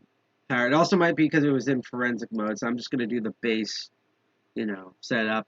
And I might do what I'll do is I'll do ATP update, but I won't do the upgrade just to make sure everything's up to date with Parrot itself. Because I am using the latest version you can download off the website. Wait for all of this loads. I think also it's going to be a little less chunk when it shows up, which is good. It'll still be huge and readable, which is what I like about Parrot. It's like it almost designed this for streaming. Yeah, I think that lemon will do the lemon 11. We'll do lemon drops for our D Live watchers. And again, I'm sorry if this seems so boring, because you could always tell the part where I'm about to wing it, and that's the part that usually never works. As in this case, where I spent all this time making a hardened Fedora, only for it to not load. That sounds like me, unfortunately. I'm just checking up updates on the Instagrams as we wait for that load. And I also want to remind everyone again, the link is still in the chat. We are trying to we'd love to raise $600 for the Children's Miracle Network hospitals to help sick kids and underfunded and understaffed and under-resourced pediatric care wings and children's hospitals across the United States, including our favorite children's hospital in the Children's Miracle Hospital Network, which is the Children's Specialty Hospital, where there's 14 of these across New Jersey. And they do a kick-ass job helping kids. And these were already these pediatric hospitals and pediatric wings were bad enough, with the terrible United States healthcare system, but they got super ultra bad with the plague going on right now. I have to clarify, it's COVID-19. It's not the Republican plague or the Biden doesn't do crap plague. So let me just update this. I'm not going to upgrade it. Sorry. Sudo apty update. We're already in half root, so it's just going to run. This is just to make sure all this stuff's updated. I'm not going to update the packages. I'm not going to upgrade anything. And this time we'll go through the command line itself, if I remember how it works. So I'm going to clear all that. Seems to be a bit snappier now. Maybe it's because it was in forensics mode. Maybe. Because I know as soon as I probably do upgrade, I'm going to run out of all the memory. That's why I'm not doing any upgrade commands.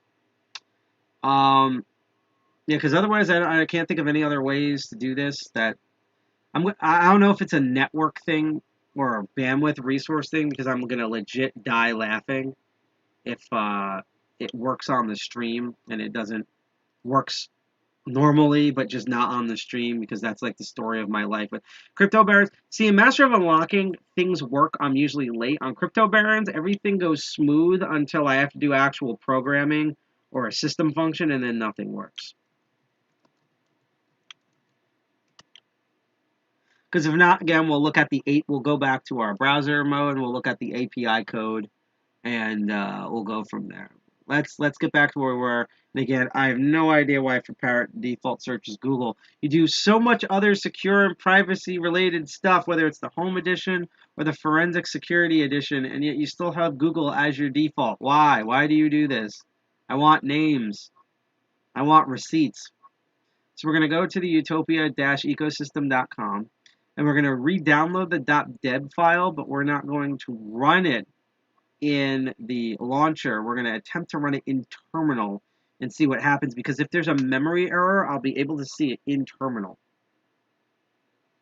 And originally I was going to go out somewhere quickly tonight, but to be honest, I just had work earlier today. This is my last day of work for the week, and then I go back next week on Monday through Friday as usual. But I might just eat a snack and go to bed. I feel like I've over-earned this now. So we have this. So let's do the .deb file instead, but we're going to download it. Okay? So we're not going to open with the gdeb. We're just going to save the file.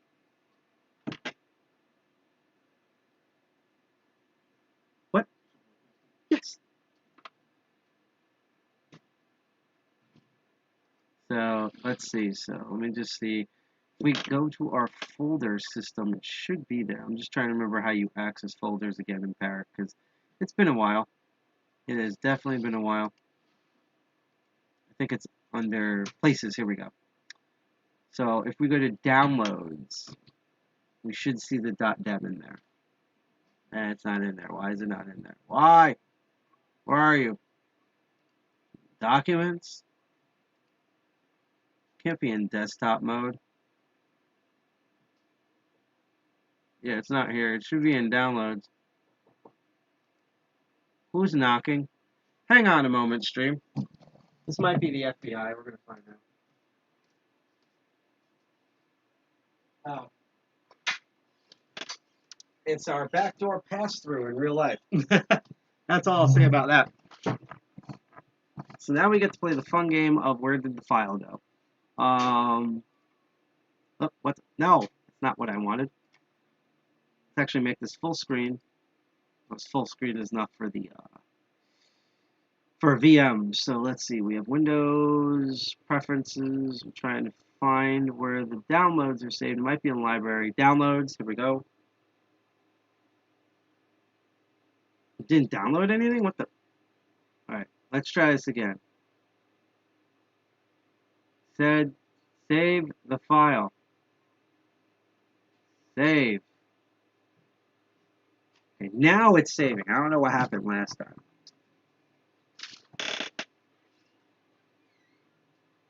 This is going to take a couple of seconds, and then we're going to try to do this in terminal and cross our fingers. Because pretty much anything in terminal is you try to do it in terminal and you cross your fingers. That's the entire point of terminal mode in any sort of operating system, anything.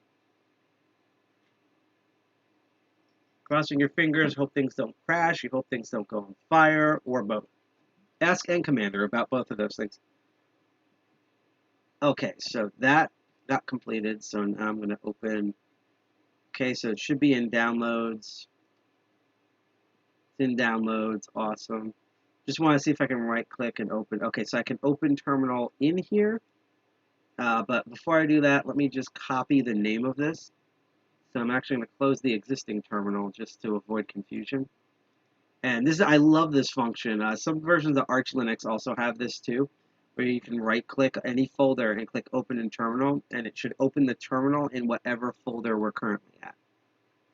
So we're already in downloads. I could have also just did CD downloads in terminal, but I just wanted to do that stupid thing. So if I remember correctly, it should be sudo apt-y install, and then we should be able to put the pathway of the deb file, and it should be able to install this since we're in the local folder. So cross your fingers, this works. Okay, so it's going through. Could not find a glob. Interesting. Huh. Could not find any package by glob Utopia latest. That's fascinating. That might be our problem right there. I'm actually now going to go to the older website that pops up, provided I did this correctly. And now I want to see if there's a different file name, if we're using an older file name or what. Because I always feel like the older website runs a lot better in browser, especially on like legacy browsers and stuff, than their current flashier website, even though both are pretty flashy. Yeah, that's interesting. Unable to locate package. Cannot find any package. I also might just be doing the command wrong, which is actually kind of a good point. Let's actually jump over to here, and let's type this in, because it's been a while since I've done something like this. So install deb command line. We're going, right now, just to make sure I'm not going completely crazy, we are going to Stack Overflow this crap and remind myself 5 different ways. 5 different ways to cook an omelet. Alright. So, Okay, I might have been using the wrong... Okay. Huh. Yeah, because the APT should have worked. And then there's GDebi, which will open that. You can use Eddie. Software, okay. So, I think what I'm going to do is the dpkg command. So, sudo, and maybe it's the /. So actually, before we do that, let's try to do the // first and see if anything improves. So we're going to load up the terminal again. Let's see if this does anything. That might have been because I might have to launch it as an app, and maybe that's why I couldn't find it. I'm pretty sure using just sudo apt will work. Let me actually minimize and stop this from happening. I said stop. Don't make me kill the browser. Yeah, I'm going to kill the browser. Alright, let's see if we get the same error again.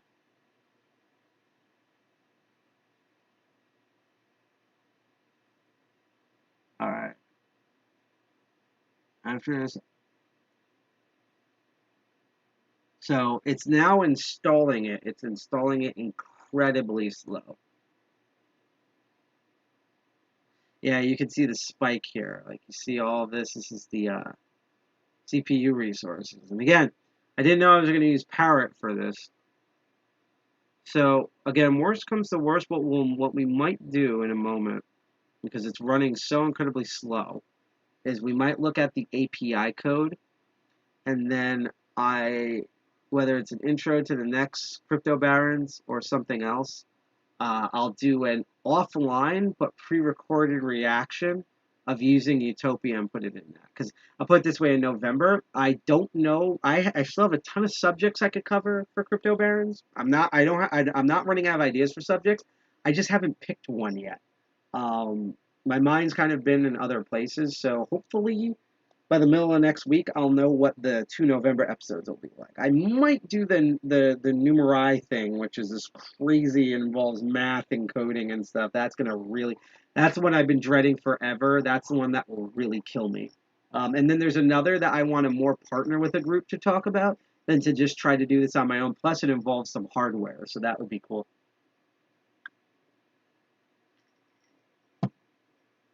So basically, the problem here is that I think it's running out of memory, and also because we're live streaming at the same time, this is going incredibly slow. So unfortunately, I don't think we're going to be running Utopia in a VM. Well, I don't know if it's because of the bandwidth of me streaming while doing a VM at the same time. I don't know if I didn't give enough memory to the VMs or there's some sort of error. But basically, unfortunately, we're not going to be able to run and do it live, my reaction to Utopia. Now, that's not the end of all of everything. What I can do instead is, we'll turn off display capture, is that no matter what the next episode of Crypto Barons is, I will definitely record my reaction to Utopia. And I'll upload that so you guys can see. But unfortunately, we won't be able to load it because of a bunch of issues. And yeah, I could install it on the local Windows machine, but again, we're worried about security. So normally offline, you should be able to run this through VMs normally. It's just because of whatever reason, I guess with OBS or our internet connection with OBS, I wasn't able to get this running. That's not the end of the episode. We have a good backup. What instead I'm going to do is we're going to turn the browser back on. And we're going to instead go back to the original website. I want to look at all that API guide stuff. I want to know what that's all about. API for developers. And apparently we can download the APIs, which is kind of fascinating. But we're not going to do that. Instead, oh, it's a PDF. Let's see what you have to do for all this API stuff. Let's make this a little bit bigger. Setting up a YouTube. Oh, so the APIs allows you to set up a peer-to-peer host. directly. Could do payments, goods, and services. It seems to revolve entirely around the Crypton cryptocurrency ecosystem. So first you install the application, then you set up enable API mode, and verify the settings are correct. So with different stuff here for Windows, just run the exe. For Mac, you just run the DMG. Linux, only 64-bit OSs are supported. It seems that all the 64-bit stuff is only supported. Let's see here.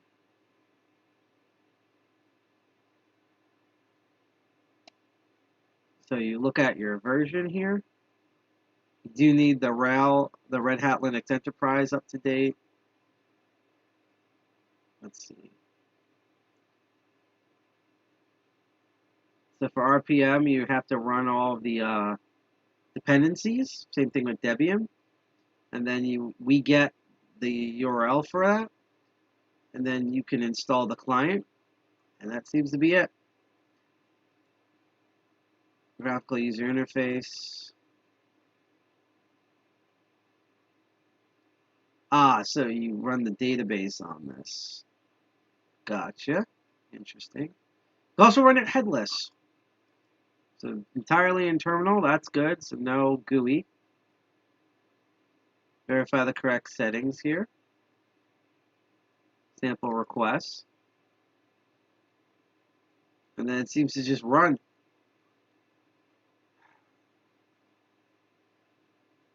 There's a bunch of different commands that you can do for like different transaction stuff because you're in entire control of your node. So it's probably not that much difference from running a node interface through like CentOS or something.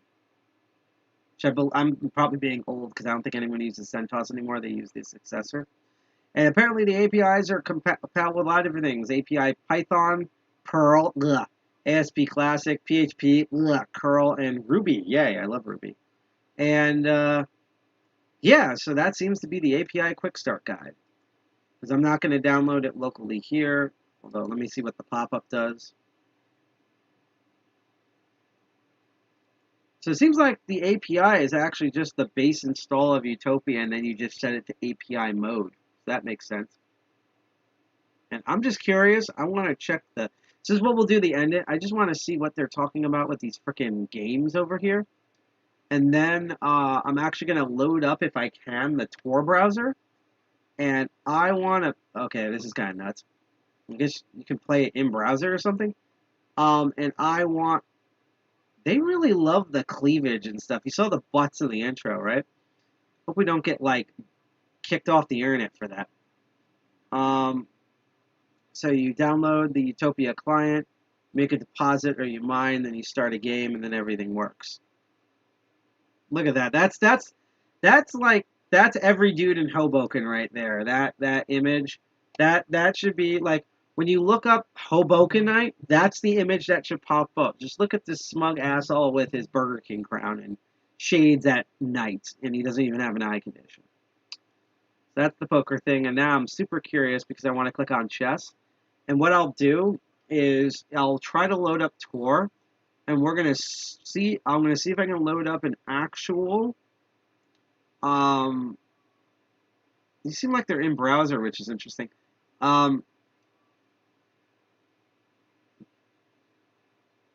I want to see if we can go on an actual dark web search engine and see if we can find anything about that 1984 group. And that's literally what we're going to do right now, and that's how I'm going to end the episode because, unfortunately, I really wanted to, but unfortunately, I was unable to get Utopia running within a VM, even though that was the point. Again, what I'm going to do, and again, I wanted to see my raw reaction, so I didn't know it wasn't going to work. Unfortunately, fortunately, what I can do is either as its own special independent video or as a part of the next Crypto Barons, which will be coming up in November. What I can do is let me switch over to the Tor browser. I can do an offline recording of me running Utopia in a VM and my live reaction to it. Here we go with Tor. And then what we can do, and you can then see me reacting you can see me reacting. Let me go to the link tree here.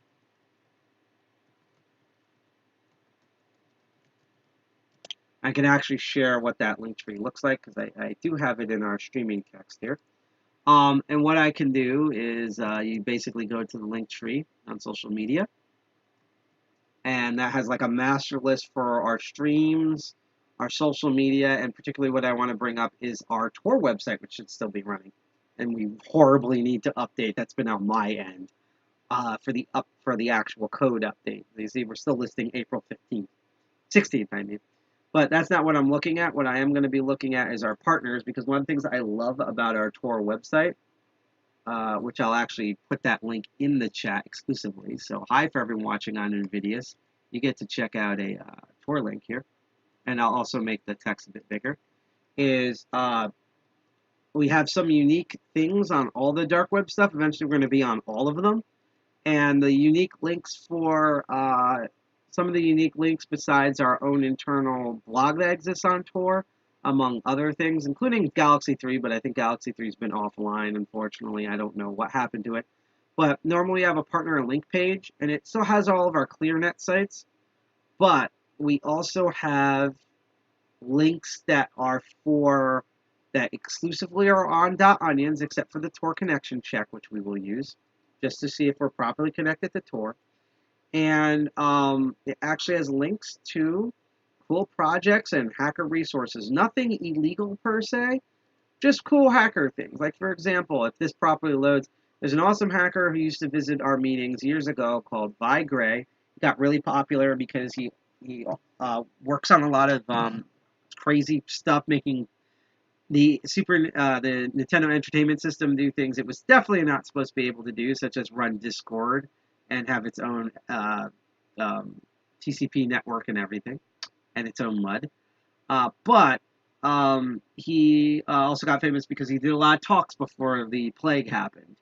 And we are really proud that we really got to like introduce him to the world, and we love to see his progress. His name's Vi Gray, and he has his own .onion that for some reason is taking forever. But he does have a website on there. Let's see if I can load up something that probably will definitely load. Let's load up Privacy Tools. Load up privacytools.io. Same website that we saw before, but in .onion form, so it's only on the Onion net, I would say, encrypted. And it seems like they're using the older version of it, which personally I honestly like a lot better than the newer version. As you can see here, they still list Alpine Linux and NixOS and stuff like that. They even have Tor. I feel like this is a bit more organized in my opinion, but that's just me personally. That's just me. So yeah, we have a lot of like unique both .onion versions of hacker resources of ClearNet sites, as well as things that only exist on the darknet that can be very good resources for hackers. And again, none of it's illegal. We have like the secure drop for 2600, your own mail, Proton Mail, PGP server if that still works, your own paste bin, generating phone numbers. DTFMIO is normally a ClearNet site. This is the .onion version of it. You know, things like that. But what I'm trying to look for is we have two options for three options for search here. We have the .onion, which will look up the health of .onion websites. But if I can get this to load, there's also AMIA, which, provided it hasn't been depreciated, is a darknet search engine, meaning it actually searches .onions. There's also Search itself, which is a ClearNet search engine, but it just has its own .onion version that's hosted independently. We used to use Candle, but they went offline recently. I don't know why.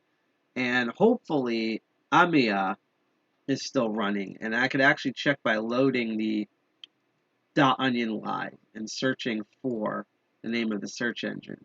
And maybe it has even the modern, if it's running, it might have the modern V3 onion that I don't have because I'm kind of stupid.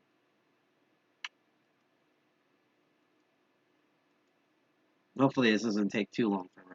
Because if we're able to get this darknet search engine running, I'm going to type in 1984 group and I'm going to see if anything pops up. I'll be shocked if anything pops up. Okay, so it still seems to be running.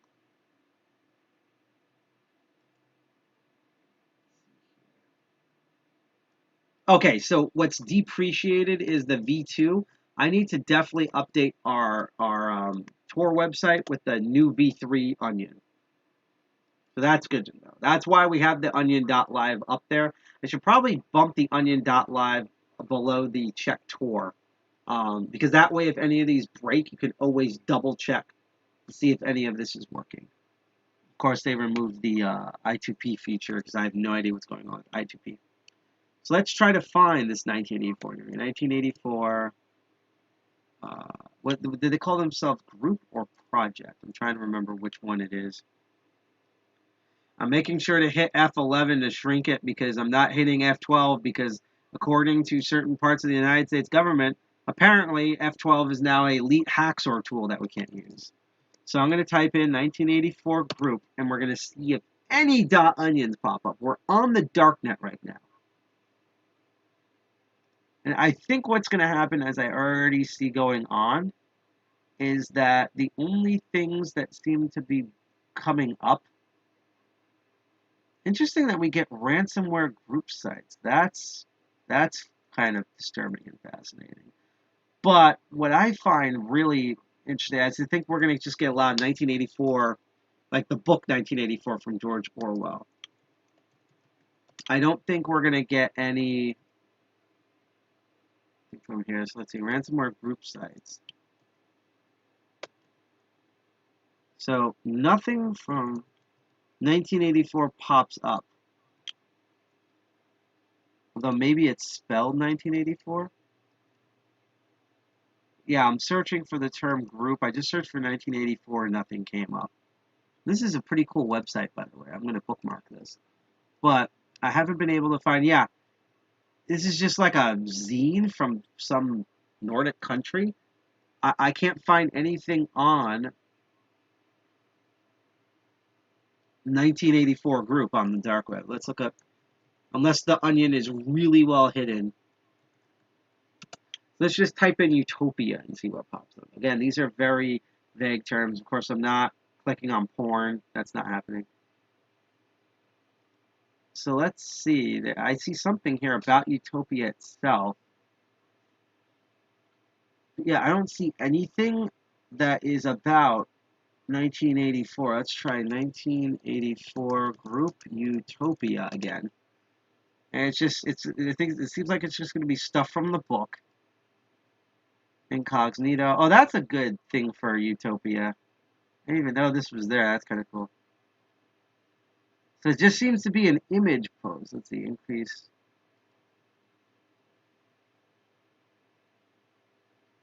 It's just a Reddit re-sharer. And it's just this cool image so far that from what I can see. Yeah, nothing's coming up. There's no 1984 group that I can find, not even on a really good search engine for the Tor dark web itself. So again, like, I can tell you that, you know, I'm not the elitist hacker.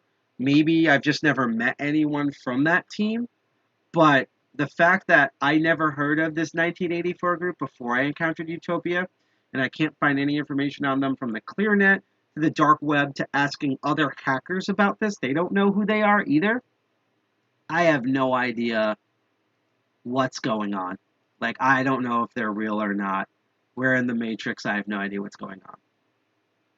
So anyhow, that's the end of our live stream episode. So first of all, thank you everyone who watched this. I apologize that I was not able to get Utopia running. I did install it and everything, but I wasn't able to get it running in the VM. But now that I know that it can't run when we're streaming, I'm just going to do a pre-recorded episode, maybe tomorrow, maybe on Sunday when I have time. And what I will do is I will update that episode when we probably do the next Crypto Barons and as its own unique video. So it'll be pre-recorded, but you'll get to see my actual reaction. I am going to now dump we're going to add 50 lemons to the pool. And I'm going to dump lemons now. So if you're on DLive, we are dumping those lemons right now. So here we go. I'm distributing them. Again, sorry I didn't hit 9:30, but I didn't realize we were going to go through all that. And in a minute, I'm going to go on to Twitch, and we are going to raid another channel that's running. It could be about hacking, could be music, could be stupid stuff, could be video games. You're going to find out for these on Twitch moving over. So, once again, thank you for all the people who put up with this live stream. I hope that you learn a bit about this weird network called Utopia. That just seems like they want to do a good thing if they're legit, but it seems like they're not legit because there's just so many just really obvious red flags that just rub me and other hackers the wrong way. And we were going to try to find out by loading Utopia, but unfortunately that didn't work. But even though we didn't get Utopia to load, I really hope that you learning that, yeah, if you're suspicious about a piece of software, download a secure system that's out of the box, like I'm gonna say Sephora, like Fedora or modern Ubuntu or Debian. Update all the stuff in there. Make sure it's using either SE Linux or even Zen Linux if you want to. If you have your own dedicated computer, use cubes.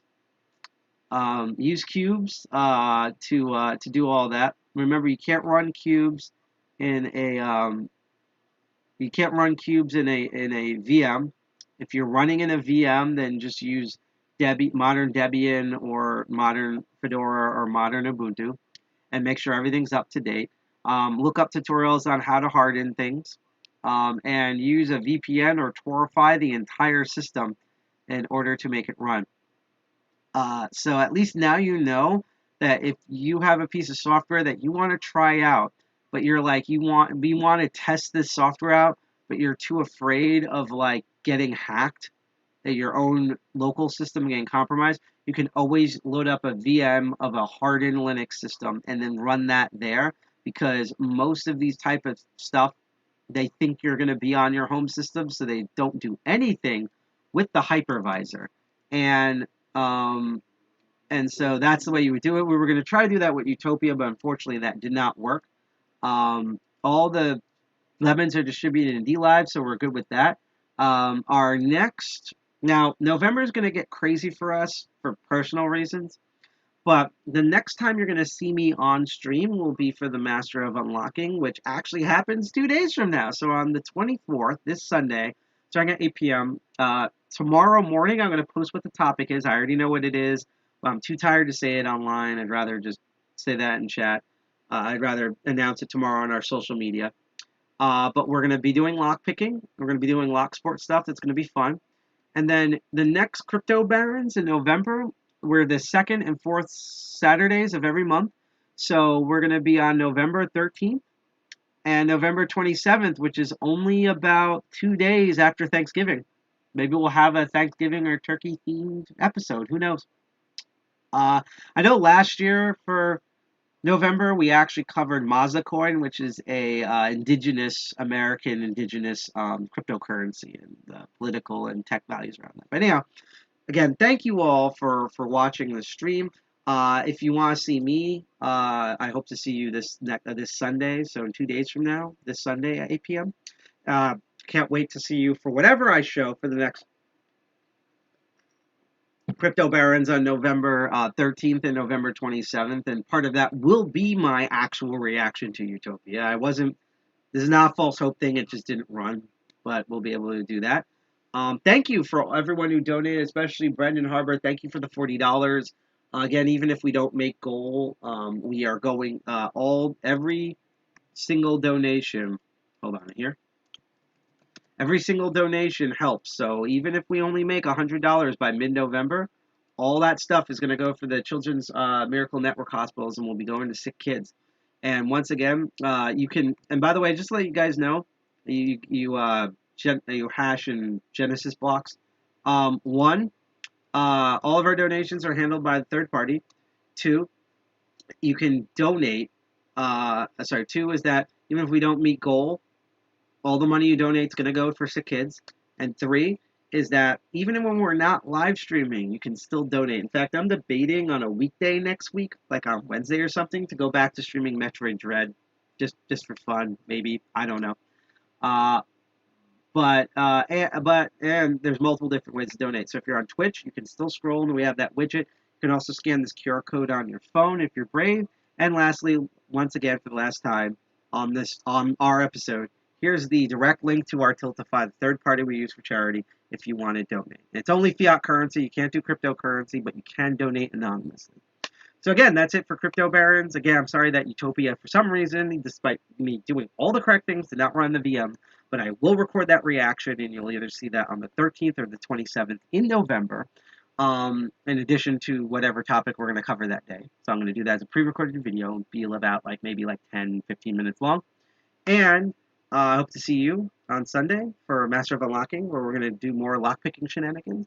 Hope to see you on, what's our next meeting? It's the third Friday of every month. That will be November 19th. We will be live streaming and in person, and we'll actually live stream this time and won't screw it up. We're going to get this right. 8 times the charm, right? But thank you for watching the show. Again, thank you for Brenton Harbor for donating the $40. Thank you for everyone who's donated so far. We are already 1/6 already to our goal. So the fact that we got any donations is amazing, and it's money for sick kids. That's great. So that's it for Crypto Barons. Thank you for watching us explore blockchain and cryptocurrency technologies. I'm Sidepocket. I'm one of the 2 co-founders of DCG 201. Hope you say hi to the person that we raid if you're on Twitch, and I hope you enjoy the outro music no matter what streaming platform you're on. Thank you for watching Crypto Barons. Hack the planet, Dirty Jersey, and remember, you can do research. When you see any program, even if it does seem sketchy, do your research, type in Google, DuckDuckGo, the name, people that you see link, click all the links on there, check their support page, do your research. And if you're going to run any programs, even if it's kid tested, mother approved, spin up a VM, load a hardened Linux, pre-hardened Linux, such as Fedora, the modern versions of Fedora, Ubuntu, Debian. If you want to go completely crazy, load up your own computer, your own dedicated laptop with Cubes OS, and run that program there. That way, if it compromises, it only compromises the VM. You can trash that VM, and it does not harm your system. And if you're running it through the internet, either run everything through Tor, or if you don't know how to do that, just get your favorite VPN and run it through there. That's how you stay more safe and secure. Peace, everyone. Enjoy the music. Say hi to the awesome musicians that we're about to rave that are a DEF CON staple. Peace, everybody. Peace, everybody.